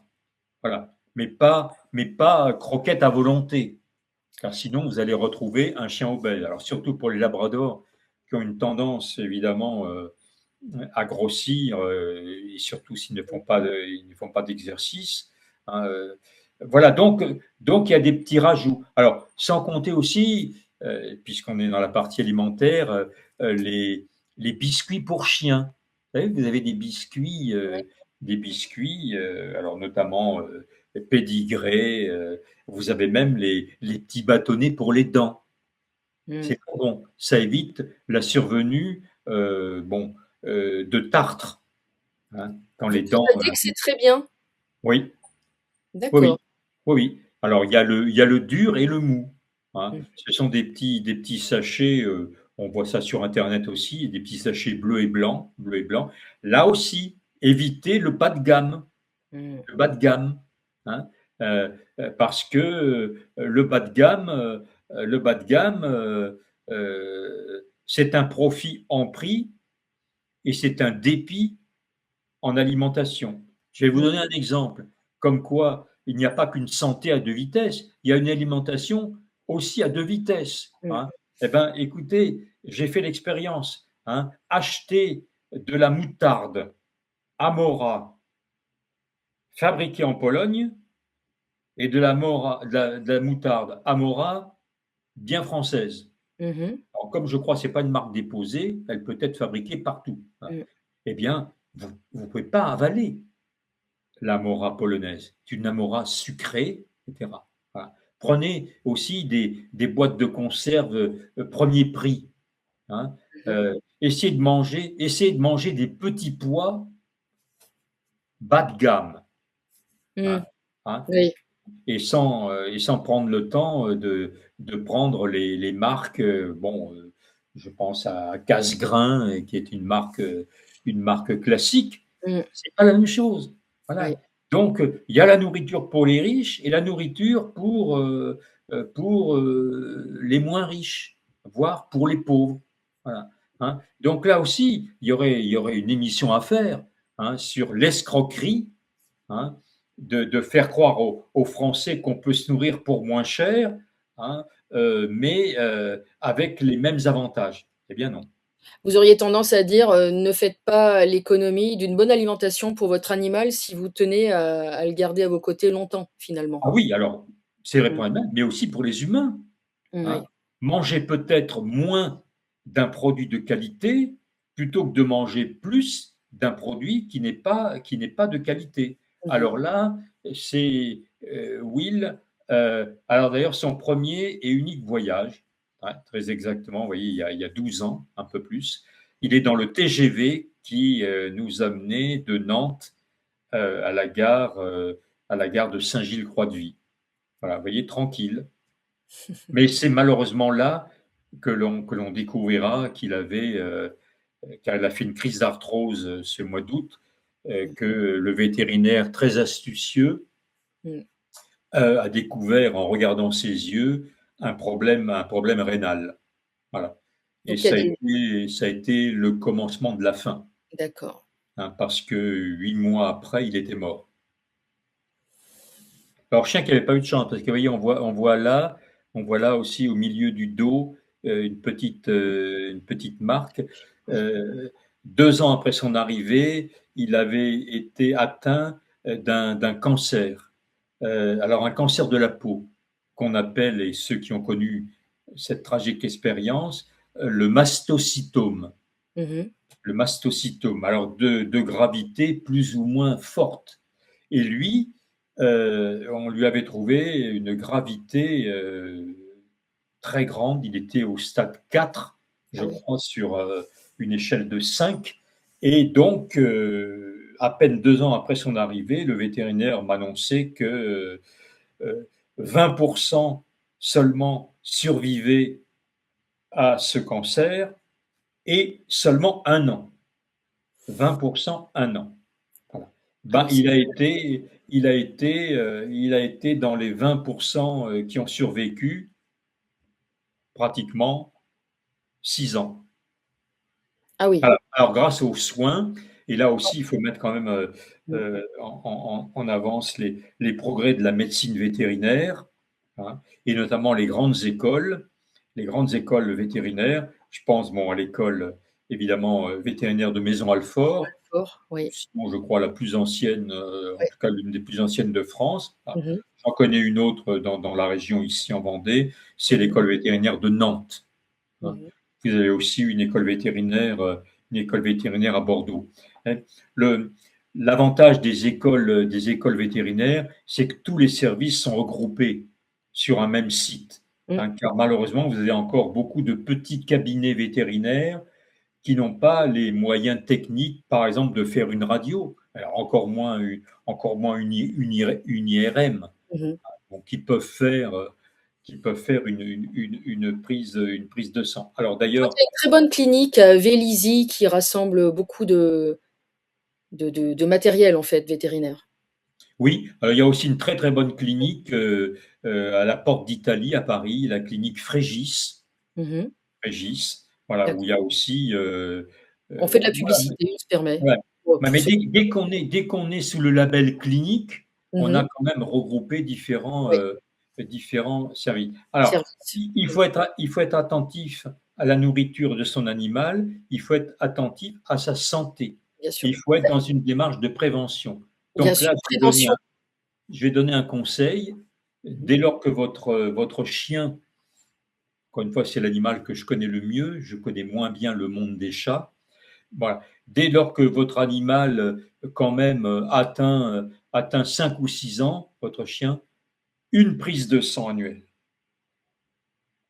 Car la prise de sang va détecter d'éventuels problèmes qui peuvent se révéler graves, notamment tous les problèmes rénaux, hein. Mmh. Il faut savoir que chez le chien, l'insuffisance rénale peut être foudroyante. Oui. C'est-à-dire que si vous ne la prenez pas à temps, hein, vous n'avez aucun moyen évidemment de la contrarier. Vous voyez, dans les derniers jours de la vie de Will, Mmh. il avait été hospitalisé. On avait vainement tenté de faire des transfusions pour arrêter, redresser ce taux évidemment euh, d'urémie qui était catastrophique. Mmh. Ça marche certaines fois. Là, D'accord. malheureusement, ça n'a pas fonctionné. Donc, vous savez, les animaux sont comme les humains. Il faut faire de temps en temps des bilans de santé. Des bilans Mmh. de santé. D'ailleurs, un bon vétérinaire, quand il va recevoir votre chien pour les, les vaccins annuels d'usage, va regarder ses yeux, va prendre son pouls, voir si son Mmh. cœur et voilà, les articulations. Hein. Et l'arthrose aussi, c'est quelque chose qui, oui, vous savez, euh, l'animal, c'est l'horlogerie suisse. C'est l'horlogerie suisse. Oui, il obéit aux mêmes règles du vivant que l'être humain, tout Voilà. Mais simplement. surtout, c'est un organisme de précision, de Mmh. précision. Il faut être très, très minutieux. Hein. Euh, Ça peut se détraquer de partout à un moment donné et conduire évidemment à l'épouvantable épreuve Mmh. avant la mort, qui est pour certains l'euthanasie. Hein, Quand pour c'est laquelle nécessaire. d'ailleurs, on aura sans doute à faire une émission sur les maltraitances animales, hein, Oui. les maltraitances animales, et il y en Mmh. a une qui, heureusement, a régressé un peu, c'est ce Mmh. qu'on appelle, dans les refuges, les euthanasies de confort. Ah, c'est Vous vous rendez horrible, oui. compte? Vous vous Oui, rendez bien compte de sûr. l'expression euthanasie de confort? Hein? Mmh mh. Et j'ai eu un jour une étudiante qui me racontait son enquête sur cette question dans un certain nombre de revues et qui avait retrouvé des refuges qui pratiquaient l'euthanasie parce qu'au sein de ces petites structures qui peuvent être de véritables dictatures Mmh. sur les animaux, ben vous avez telle ou telle dirigeante qui n'aimait pas les chiens noirs, qui n'aimait pas les chiens avec telle gueule, voilà, Mmh mh. qui n'avait plus de place, et hop, avec la complicité du vétérinaire, hein, il y a d'ailleurs malheureusement des vidéos très tragiques hein, où on voit l'animal conduit vers son lieu d'exécution. Ah oui, c'est terrible. Oui, Voilà. il y a toutes Donc ça, sortes de ça peut vétérinaires, hein, c'est comme dans tout métier, il y a des vétérinaires, bons et des moins bons. Et voilà. Et donc là, mmh. le motif, il n'y a pas de place. Il n'y a pas de place, donc on supprime. Hein. Il y a encore 50 ans, c'était des pratiques habituelles. Et je connais des refuges dont le règlement précise qu'il n'y aura jamais d'euthanasie dans leur établissement. Alors, sauf évidemment en cas de douleur extrême ou Agonie. comme pour les humains, malheureusement, Mmh. où il n'y a plus rien à faire. Oui, où c'est Mais insupportable. Mmh. les euthanasies de confort, j'ai trouvé le terme absolument honteux, honteux. Cynique, très On cynique. ne doit pas tuer les animaux. Voilà. Mmh. En parlant justement de ce deuil, donc vous parlez de la mort, des fugues, de la disparition aussi inexpliquée, qui conduit à ce deuil compliqué. Vous expliquez comment, s'en sortir, comment en parler uniquement aux bonnes personnes aussi, ne pas s'échiner à en parler aux personnes qui sont pas aptes à comprendre, cet immense chagrin. Vous êtes évidemment, contre la hiérarchisation, des peines et des douleurs. Je voulais lire un tout petit extrait, de «Pourquoi m'as-tu abandonné?» guide à destination donc des personnes endeuillées. Tout petit extrait, «La mort de l'animal est arrivée, le miracle que vous attendiez ne s'est pas produit. Le deuil est là, vous êtes anéanti et un vide abyssal s'ouvre devant vous. Pensez à cet instant qu'il n'existe pas de hiérarchie dans les deuils. Il n'y a ni deuil inférieur, ni deuil supérieur. Le deuil d'un animal est un deuil parmi les nombreux autres que vous avez pu ou pourrez connaître. Il peut même être plus douloureux que beaucoup de deuils humains, à l'exception peut-être du deuil de ses parents ou du deuil d'un enfant. Vous le dites souvent, mon chien, mon chat, c'était comme un enfant. Certains d'entre vous disent même que l'animal était un autre enfant, que son deuil est pour vous aussi éprouvant que celui d'un enfant. Vous pensez juste quant à la souffrance. Un deuil est un deuil, il n'y a pas à les comparer ou à se sentir offensé parce que pour une personne, perdre un animal de compagnie équivaudrait à la perte d'un enfant. Que savez-vous de la vie de cette personne, de ses sentiments? Elle parle de sa souffrance, pas de la vôtre. C'est cela qu'il faut comprendre, pas autre chose. J'ai vu des amis perdre un enfant. C'est terrible. J'ai vu des enfants perdre leurs parents. C'était terrible.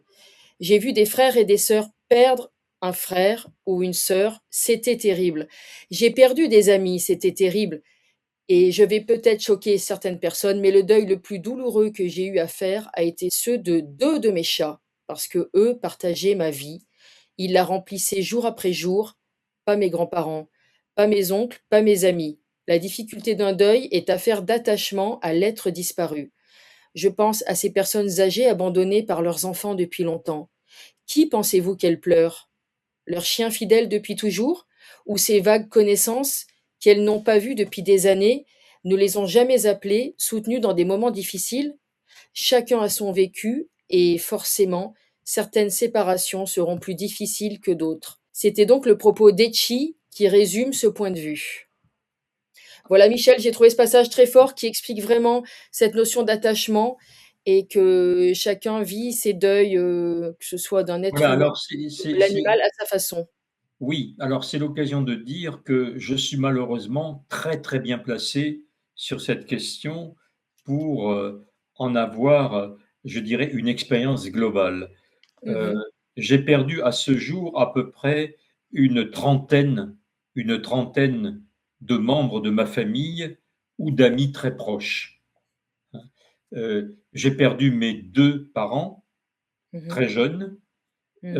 J'ai perdu la totalité de mes oncles, j'ai perdu la totalité de mes tantes, j'ai perdu ma grand-mère, je n'avais pas connu les autres grands-parents, j'ai perdu des cousins très proches, j'ai perdu des amis très proches, Mmh. donc j'ai vécu tous ces deuils.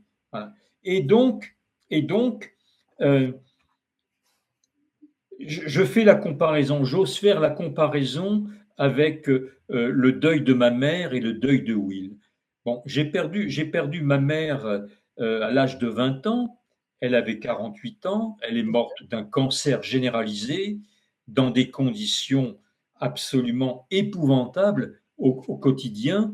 Et c'est vrai que sa mort a été une délivrance, et d'abord pour elle, hein, mais aussi pour son entourage qui était, et moi le premier, exténué, exténué. Donc, donc évidemment, cette souffrance, je l'ai eue, je l'ai eue, mais ce que j'ai éprouvé à la mort de Will, euh, qui était une mort que je n'attendais pas, Mmh. par rapport à un être vivant que rien n'annonçait qu'il Mmh. allait disparaître, qui était d'une proximité, comme même entre parents et enfants, on n'a parfois peu, hein. Vous parliez tout à l'heure de fusion, hein. C'est-à-dire, il faut savoir que ce chien n'est pas resté une minute seul. C'est-à-dire que nous, je l'ai dit dans le livre, nous étions, mon fils et moi, les hommes de compagnie Mmh. de cet animal qui a rythmé notre vie. Voilà. Donc, qu'est-ce qui se passe dans le lien avec l'animal? Il y a un attachement qui est tellement profond, qui est tellement fort, qui est tellement inconditionnel. Voilà. Hein. Euh, il y a pas de crise de colère chez l'animal. Il ne vous en veut pas. Bon, il est même là à aimer son bourreau Mmh. parce qu'il est dans la proximité avec lui. Donc, ce qui explique que j'ai vécu 500 jours de deuil interminable, interminable, donc où chaque matin je me levais euh, le mouchoir, euh, le mouchoir à la main et je partais dans les rues comme un errant. Bon, il faut bien savoir que quand l'animal disparaît, il y a nécessairement une phase d'anxiété, de dépression même, hein. On peut connaître de véritables dépressions. Alors, pour le coup, et j'en reviens à votre question, bien Mmh. sûr qu'il vaut mieux avoir un interlocuteur, mais pas n'importe qui. Oui. Ne pensez surtout pas, par exemple, si vous êtes en couple, que le meilleur confident est votre conjoint. C'est souvent le moins mauvais partenaire, enfin le plus mauvais partenaire, le Mmh. plus mauvais correspondant. Parce que là, j'ai l'exemple d'une dame et de son conjoint. Euh, l'affection de l'homme est encore une affection un peu contenue, hein. On vient de cette longue tradition, ah les hommes, ça ne pleure pas. Mhm. Les hommes, la dignité, c'est de ne pas avoir de mouchoir à la main. J'étais un peu élevé de cette manière. D'ailleurs, ça a été le très beau titre de Christelle Brigodeau dans son article du Parisien, dont je parlais tout à l'heure, hein. Elle avait écrit que je levais un tabou avec cette histoire de deuil, que je levais un tabou, alors je dirais doublement, parce que j'étais un homme, et alors parce que j'étais un sociologue, celui qui par définition est perçu un peu comme froid, distant, Mhm. n'éprouvant rien. Alors, je précise quand même que c'est malheureusement les fondements du métier. Il faut être dans la distance, il ne faut pas être dans l'implication, hein. Il ne faut pas être dans la sensibilité, il faut être dans la retenue, hein, dans ce que j'appelle la neutralité. La neutralité, hein. Voilà, donc tout ceci explique que l'on peut avoir des deuils foudroyants, foudroyants. Bon, donc, évidemment, l'idéal, c'est de trouver un bon correspondant. Moi, j'ai eu la chance d'avoir une amie psychologue, et je l'en remercie encore aujourd'hui, de l'avoir eu comme interlocuteur, de l'avoir, j'ose employer le terme, de l'avoir saoulé, jour après jour, pendant au moins 500 jours, hein. Donc, il faut verbaliser. Alors, il y a surtout une chose à ne pas faire, c'est de vous asseoir dans votre fauteuil le matin, hein, et puis d'attendre le soir en ne voyant personne, en ne faisant rien.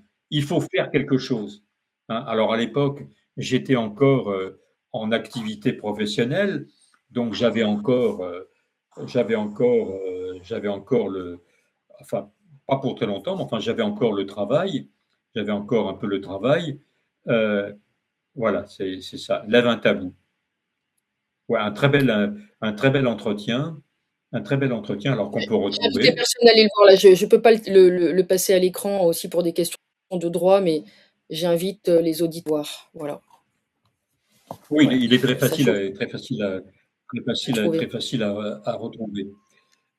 Tout à fait.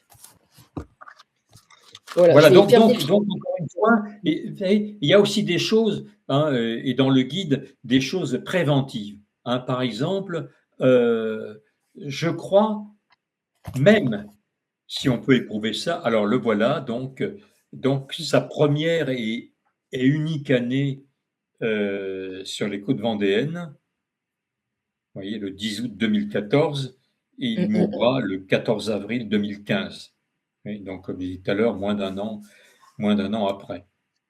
Là, c'était au Café des Buttes Chaumont, on avait un parc au Buttes Chaumont, hein. Voilà. Alors, un conseil, euh, il vaut mieux éviter le vocabulaire totalement identificatoire avec l'humain, hein. Mmh. Donc, Mmh. mon bébé, ma fifille, mon Oui, ça garçon, c'est fréquent, voilà. C'est fréquent, c'est c'est quand fréquent. même à éviter. Quand même à Mmh. éviter. D'abord parce que, encore une fois, biologiquement parlant, vous n'êtes pas le parent de l'animal. Vous n'êtes ni son père, ni votre mère. Alors là, vous voyez, là, c'est une image qui, pour moi, m'attriste beaucoup, parce que même là, il a eu cette force de caractère. Il était à la clinique le jour où on lui faisait la perfusion. Vous voyez, le 9 avril, le 9 avril. Donc, il est mort 5 jours plus tard. Voilà, le voilà d'ailleurs dans les derniers jours. Vous voyez, il était. Bon, c'est des images, il y a des images inoubliables. Vous voyez, on adaptait sa nourriture, hein, on lui faisait des petites choses, des petits menus, voilà, de la gastronomie, hein, j'ose le dire, hein. C'était, vous voyez, donc là, c'était 3 jours avant son décès. 3 jours avant son décès. Le voilà aussi sur la terrasse. 2 jours avant son décès. C'était bon. C'était l'agonie. Alors, j'allais dire, j'ai eu une double chance dans ce malheur. il n'y a pas eu d'agonie, euh, euh, j'allais dire, expressive, hein, c'est-à-dire tout était contenu. Il n'y avait pas de cri. Hein, vous voyez, il n'y avait pas d'agressivité, pas de colère. Voilà. Il intégrait apparemment ça. Et puis, il est décédé dans mes bras ce fameux 14 avril. Bon, quand j'ai vu qu'il tombait inconscient, j'ai appelé le vétérinaire, alors qu'il a aussi, comme souvent, comme pour les médecins, ne se déplace plus. Mm. Hein, voilà encore un grand domaine sinistré, les visites à domicile. Voilà. Et bon, quand vous avez encore la chance d'avoir une visite à domicile, elle vous coûte le double du tarif normal, Mm. hein, au bas mot. Donc le vétérinaire ne voulait pas se déplacer. Et donc, je lui dis, mais vous savez, je n'ai pas de voiture, je ne peux pas emmener l'animal. Donc, Mm. vous allez venir, monsieur, vous allez venir, vous allez venir. Voilà. Et donc, il est venu, mais bon, le chien était déjà dans le coma, donc il a fait quand même, euh, il a suivi la procédure habituelle d'euthanasie, mais j'ai pas eu le sentiment, vous voyez, parce qu'il n'était pas conscient. Donc, j'ai pas eu le sentiment d'avoir donc livré l'animal à l'euthanasie. Là aussi, des personnes m'ont demandé, après la sortie du livre, mais à quel moment il faut décider? Ben, je dis, il faut ni agir trop vite, ni tarder trop. C'est-à-dire, il y a un moment, c'est le moment. Voilà. Vous le sentirez, l'animal le sentira. Et vous vous direz, bien, cette fois, on y va. Alors, là aussi, surtout si le chien est encore conscient, il y a des personnes qui disent, mais je ne peux pas assister à la fin de l'animal. Là, je réponds, vous devez être présent à côté de l'animal, parce qu'il sait que vous êtes là. Et à contrario, il sait que vous n'êtes pas là. C'est très très dur, mais ça fait partie de la responsabilité envers l'animal. Il ne Voilà. faut pas l'abandonner dans son dernier chemin, vers son chemin vers, Tout à l'après fait, ou pas, tout à selon les fait. croyances de chacun. C'est comme tenir la main d'un être humain, qui va partir, c'est la même chose finalement. Voilà, donc là, je pense comme on dit euh, couramment, il faut prendre sur soi. Mmh. Voilà. Hein. Et l'accompagner jusqu'au bout, en C'est la fait. dernière étape, il faut l'accompagner jusqu'au bout. Alors ensuite, il y a une question aussi qui est posée, inhumation Ou ou crémation. crémation. Oui, Hein. c'est dans le livre, effectivement. Voilà. Donc moi, bon, je répète, hein, j'ai une aversion profonde et absolue pour la crémation, Mmh. Voilà. Pour des raisons peut-être qui tiennent aussi mon éducation catholique. Mmh. Mon éducation catholique, voilà, c'est quelque chose qui pour moi ne passe pas, ne passe Oui. pas, voilà. Qui pour moi prive l'être vivant qui ne l'est plus d'une possibilité d'immortalité. Bon, euh, bon, et donc Mmh. de possibilité de ressusciter, voilà. Voilà. Mais vous savez, là aussi, parfois on n'a pas le choix. Hein. D'abord aujourd'hui, enterrer son animal au fond de son jardin, comme ça a été le cas pour Will, qui est enterré donc dans le jardin d'Avalon, c'est maintenant interdit. Hein. Mmh. C'est bon, malgré les 30 mètres, je crois qu'on demandait, voilà, toute une procédure, une certaine profondeur de la fosse, l'obligation de recouvrir l'animal de chaux vive. Vous vous rendez compte de chaux vive? Mmh. Non, là, je me suis dit, mais là, on est où? On est à Dachau, là, hein, Mmh. la chaux vive. Voilà. Bon, alors, petite anecdote. Oui. On s'est trompé en achetant la chaux, on a acheté de la chaux ordinaire. Voilà. Donc, pour le coup, il n'a pas été recouvert de cette infâme chaux vive. Alors, qui peut, C'est un évidemment, acte manqué peut-être? comment? C'est un acte manqué peut-être? Peut-être, peut-être. Ouais. Mmh. Bon, ceci étant, on peut comprendre que pour des cas d'animaux qui portent des maladies qui sont contagieux, bon, la chaux vive soit quelque chose d'incontournable. Enfin bon, quand on a le choix, voilà. Mais le, le bilan, je dis tout ça par rapport aux personnes qui nous écoutent, il n'y a pas de règle, il n'y a pas de règle. Hein, vous faites comme vous sentez, c'est-à-dire, Mmh. voilà, vous choisissez euh, de rendre hommage à votre animal comme vous le voulez. Vous reprenez l'animal que vous voulez. Hein. Vous savez, tous ceux qui m'ont dit, oh, surtout, surtout ne reprenez pas l'animal d'une même race et Oui. pas de la même couleur. J'ai fait exactement le contraire. Alors, La euh, seule règle, c'est qu'il n'y a pas de règle la seule règle, c'est qu'il n'y a pas de règle. et vous Voilà, dites: «Apprivoisez votre chagrin, chacun à votre, manière», finalement. tout à fait. Étant entendu qu'il sera là. Donc, la seule chose que l'on puisse faire, c'est le contenir. Voilà, le préparer.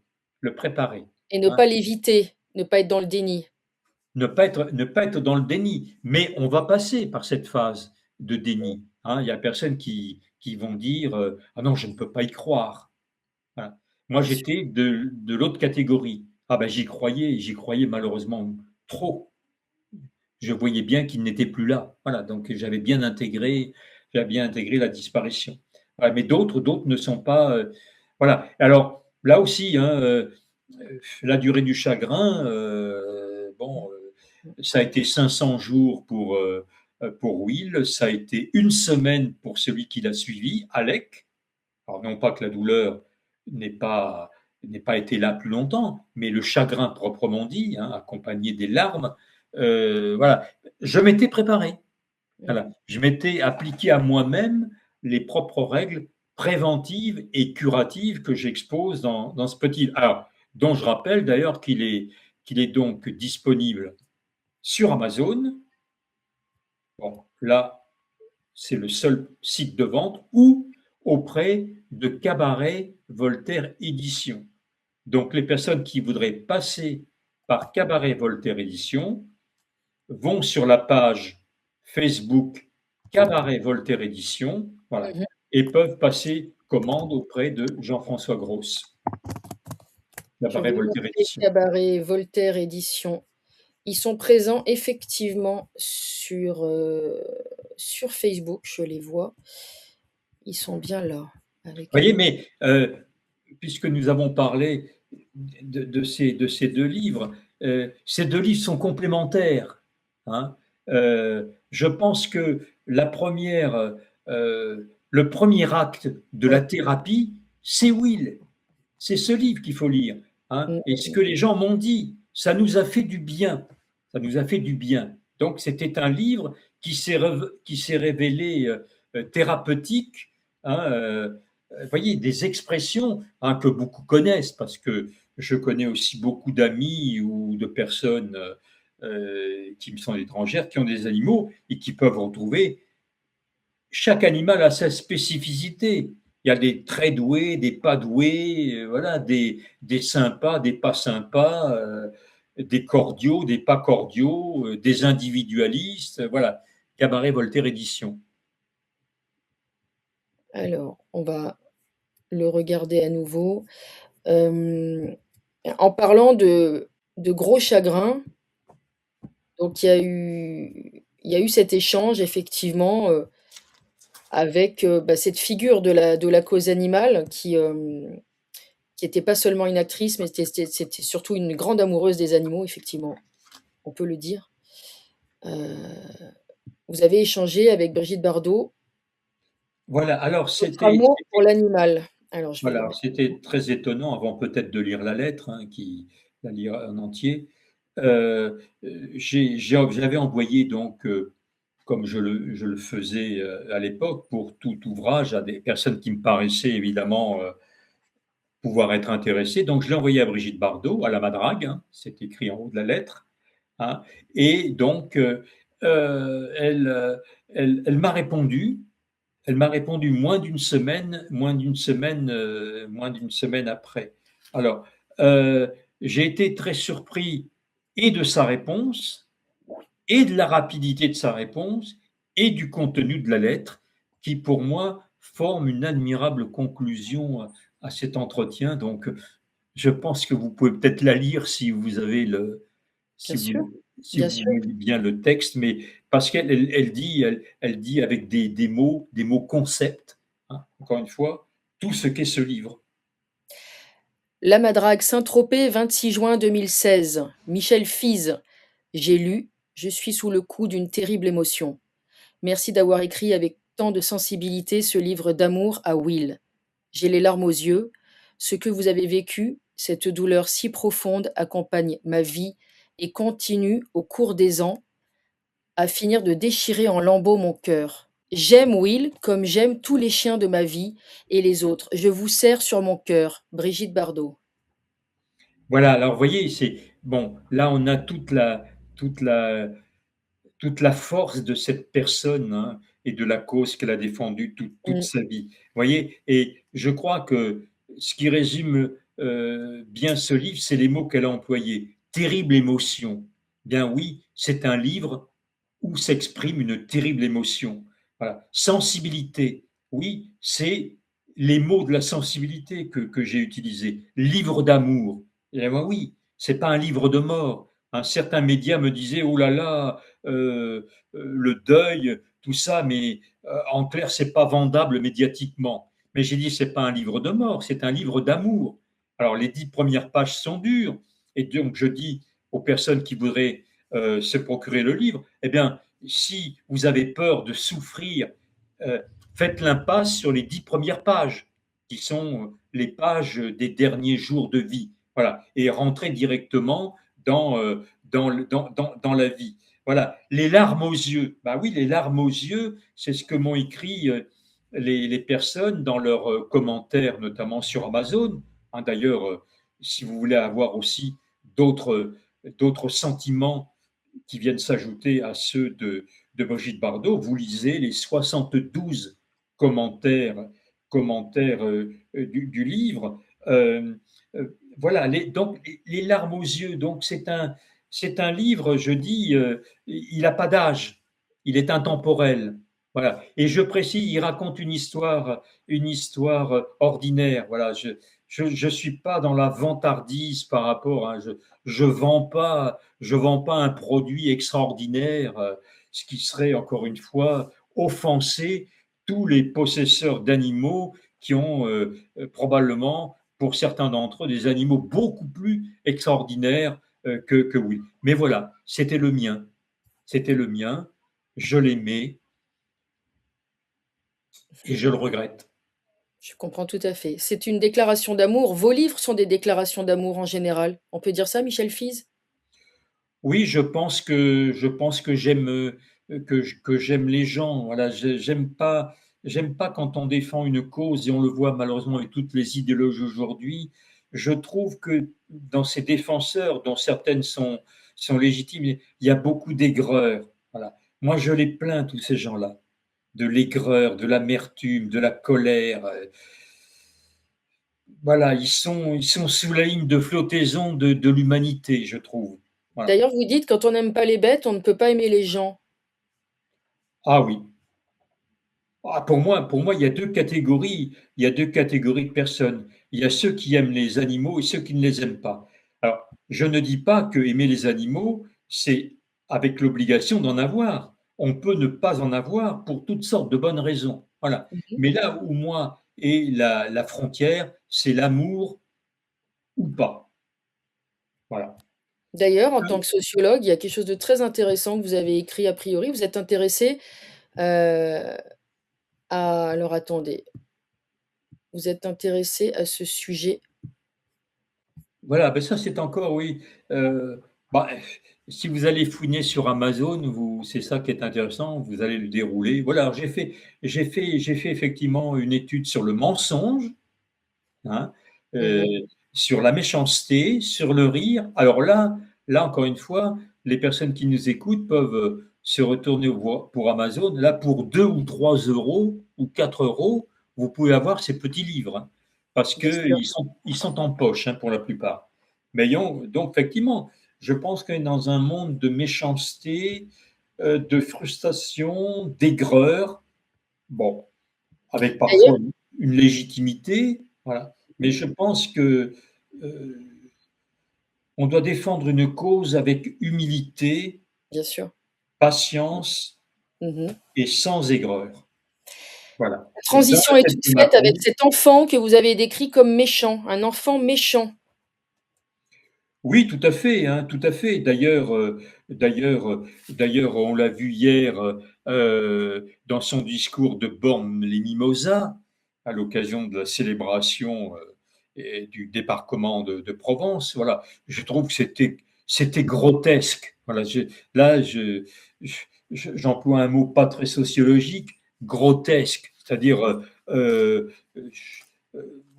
il a utilisé des termes, j'avais noté ça, voilà, ne cédez pas au pessimisme, ne cédez pas à l'esprit du temps, en nous rappelant Marc Bloch et une référence à une séquence d'histoire complètement disparue, qui n'a pas lieu d'être présentée. Voilà. Donc, voilà. Mais euh, hors du temps, c'est-à-dire selon le bon principe psychanalytique, tout à fait en dehors du principe de réalité. Voilà, dans sa mégalothymia, hein, c'est-à-dire c'est lui qui a créé ce défaitisme, c'est lui qui a créé cette épouvantable situation. Vous voyez. Donc euh, voilà, ne cédez pas à l'air du temps, mais je sais pas, mais de quoi il nous parle? De l'air du temps. Vous voyez. C'est le maître d'école faisant, comme je l'ai dit dans ce livre, et dans le précédent, d'ailleurs, Le Roi Brunsing, qu'avait édité encore une fois Jean-François Gros, là aussi les deux font la paire. Hein. Hein, vous pouvez commencer par Dans la tête de Macron Oui, et puis finir par Le Roi Brunsing, ou l'inverse, peu importe. Voilà. Il est enfermé, c'est un enfermé, Macron, c'est un enfermé, mais un enfermé qui a quand même causé beaucoup de dégâts. Hein, d'ailleurs, j'entendais ce matin sur l'antenne je crois, de GPTV, qu'il commençait à être lâché par des institutions auxquelles on ne s'attendait pas. L'armée, ça m'a beaucoup surpris quand on sait que son chef d'état-major est un fidèle très proche, Monsieur Mandon, voilà, et lâché, ça ne vous a pas échappé, hein, par le Conseil constitutionnel lui-même. Voilà. C'est pour ça que oui, moi, j'aimerais quand même, euh, par souci de, par souci d'honnêteté intellectuelle, hein, que ceux, par exemple, qui nous ont dit: Oh, mais Monsieur Macron n'a rien à craindre du Conseil constitutionnel, Monsieur Ferrand est à sa botte. Eh bien, ils se sont trompés. Ils se sont trompés. La censure du texte sur l'interdiction des réseaux sociaux au au moins de moins de 15 15 ans. ans, Mmh. hein, Richard Ferrand s'est mis bien en contradiction avec le projet macronien. Voilà. Oui, De oui, même que j'aurais aimé que ceux qui nous ont dit qu'il allait y avoir des bataillons de centaines d'hommes sur les Champs-Élysées le 14 juillet, bah, reconnaissent que ça s'est limité à 25 Ukrainiens. Alors après qu'on pense que c'était trop, une affaire. Voilà. Mais on s'est trompé. Voilà. Vous voyez, le propre de l'idéologue, du scientifique, le scientifique, il doit reconnaître qu'il s'est trompé. Sinon, il n'est pas scientifique. Voilà. absolument. Alors là, je suis parfaitement L'idéologue ne se trompe jamais. C'est pour ça que je ne suis pas un idéologue. tout à fait et d'ailleurs, je tiens à saluer aussi, le travail d'un journaliste indépendant qui s'appelle Pascal Clairotte et qui effectivement avait annoncé que cette censure ne pourrait pas passer parce qu'elle était inconstitutionnelle. Alors, sauf si Macron arrive par une pirouette, en bidouillant le texte à la faire passer la prochaine fois, mais Alors, effectivement, tant pis. Ah oui. voilà, Mais le encore une fois, travail là, de vous voyez, la question intéresse moins, hein, que la gifle qui lui a été administrée par le Conseil constitutionnel. Voilà. Il n'est pas blessé par le refus de son texte. Il est blessé parce qu'il a reçu une claque. c'est ça, Voilà. Et un c'est homme comme ça ne peut pas accepter de recevoir une claque. Voilà. Donc, exactement, donc je donc salue le travail de Ce J'aimerais, journal, pardon? j'aimerais pas trop être à la place de Richard Ferrand. Oui, c'est compliqué, je pense.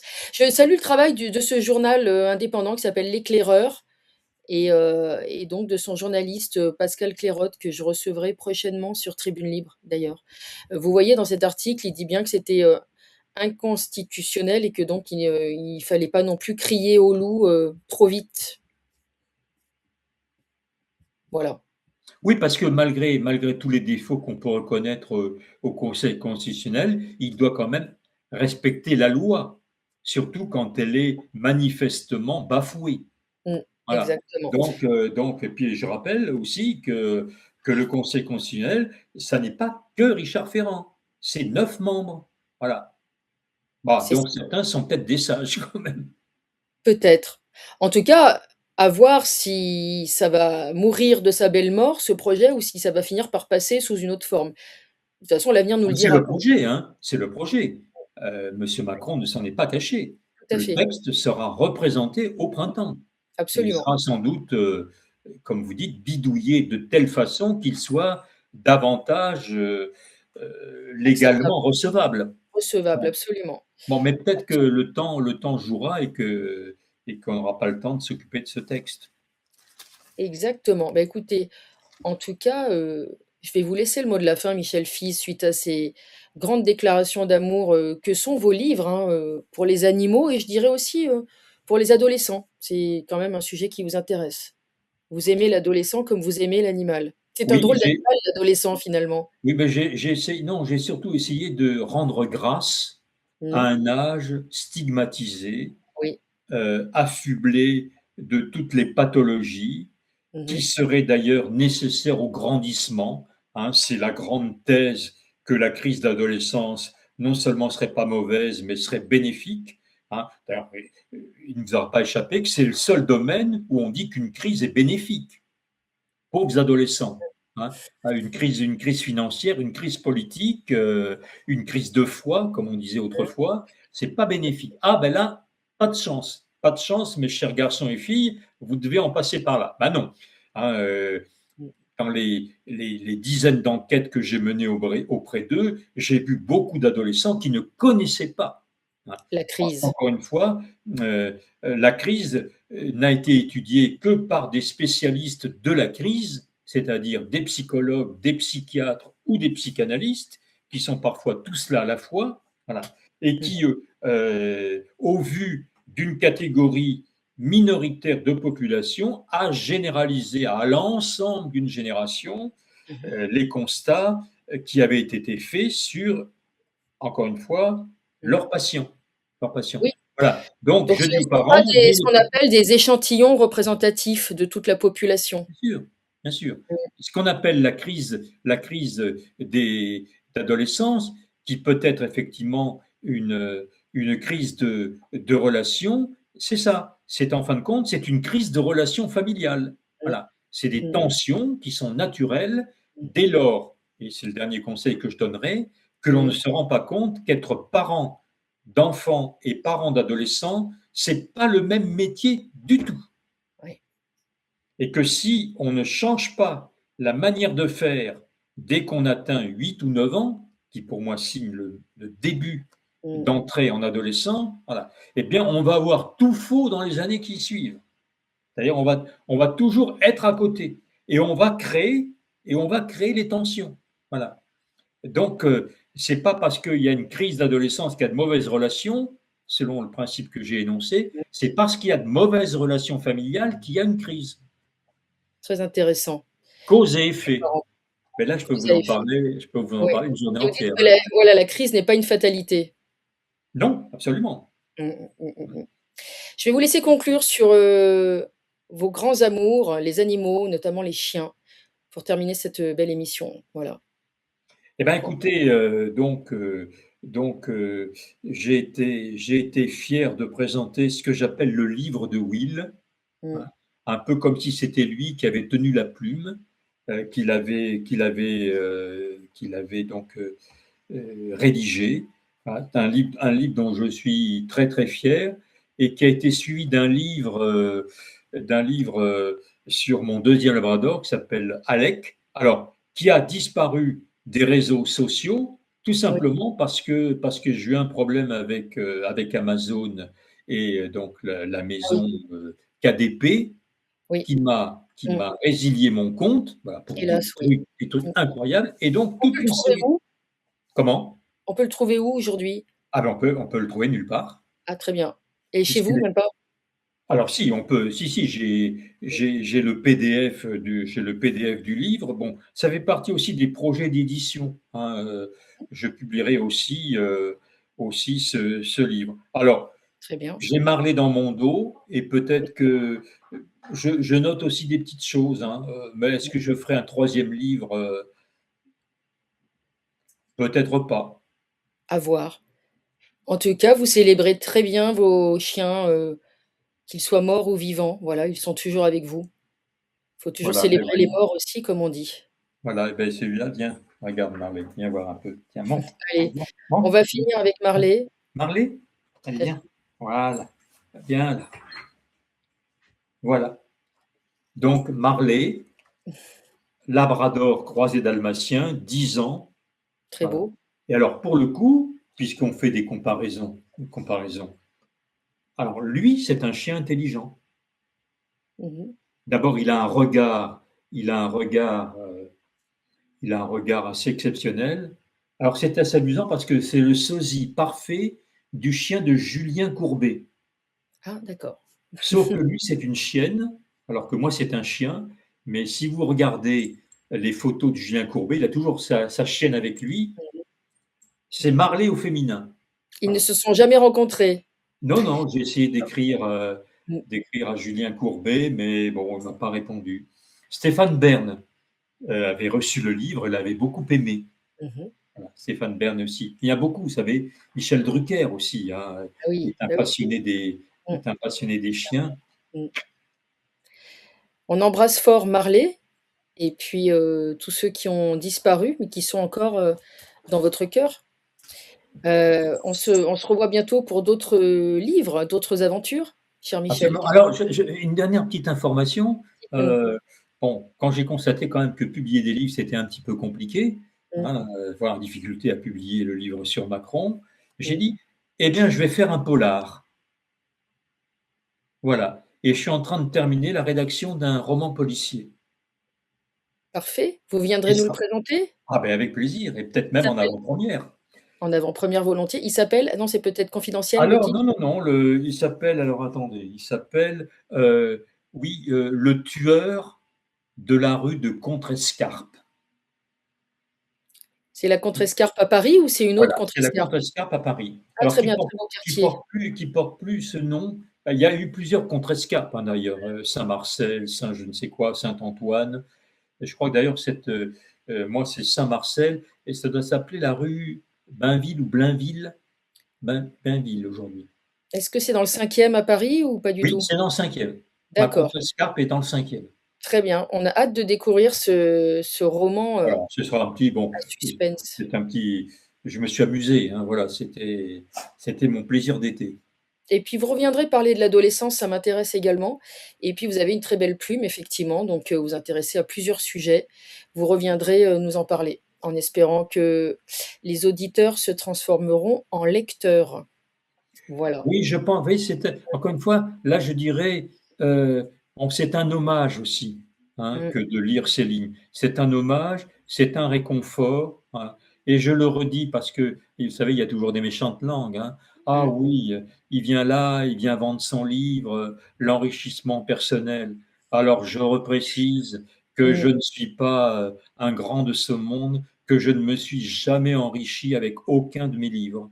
Non Voilà. et puis on peut préciser ce qu'on disait en off, comme on dit, c'est que quand vous passez, sur des médias, même des plus gros médias en termes d'audience, on ne peut pas dire et vous n'êtes pas le premier auteur à me le dire, que ce soit le jackpot en termes de vente. Donc je le confirme et vous n'êtes vraiment pas le seul à me témoigner de cette difficulté à vendre les livres et très peu d'auteurs en France, vivent de leur plume, hélas, voilà. Le monde de Voilà, l'édition, mais déjà, c'est compliqué. étant entendu qu'il y a plus d'animaux de compagnie que de Français, Mmh, donc il y a un potentiel d'amoureux des animaux extraordinaire. j'ai toujours constaté quand même que les plus sensibles à l'écriture sur les animaux, c'était effectivement les, les possesseurs, les éducateurs, les accompagnateurs de chiens, de chats, de chevaux, de poneys, de cochons, toutes sortes d'animaux aujourd'hui, hein, les nouveaux animaux de compagnie, comme on dit, les NAC. Les NAC, voilà, on les salue, ces Voilà, NAC. et puis donc, je renverrai le livre, hein, puisqu'encore une fois, de toute façon, je ne peux pas échapper à la procédure. Tous les livres seront dédicacés. Parfait. Voilà, nous les saluons, nos amis les bêtes. Les livres seront dédicacés et si vous avez un gros chagrin, vous pouvez contacter Michel Fize sur son groupe Facebook qui s'appelle SOS Deuil Animal. Je mettrai en lien utile sous cette vidéo toutes les informations. Et vous pourrez cliquer sur les fameux liens. Un grand merci à vous, Michel Fize, et à bientôt sur Tribune Libre. Je serai ravie de vous recevoir à nouveau. Merci à vous. Ben, merci à vous et bonne journée.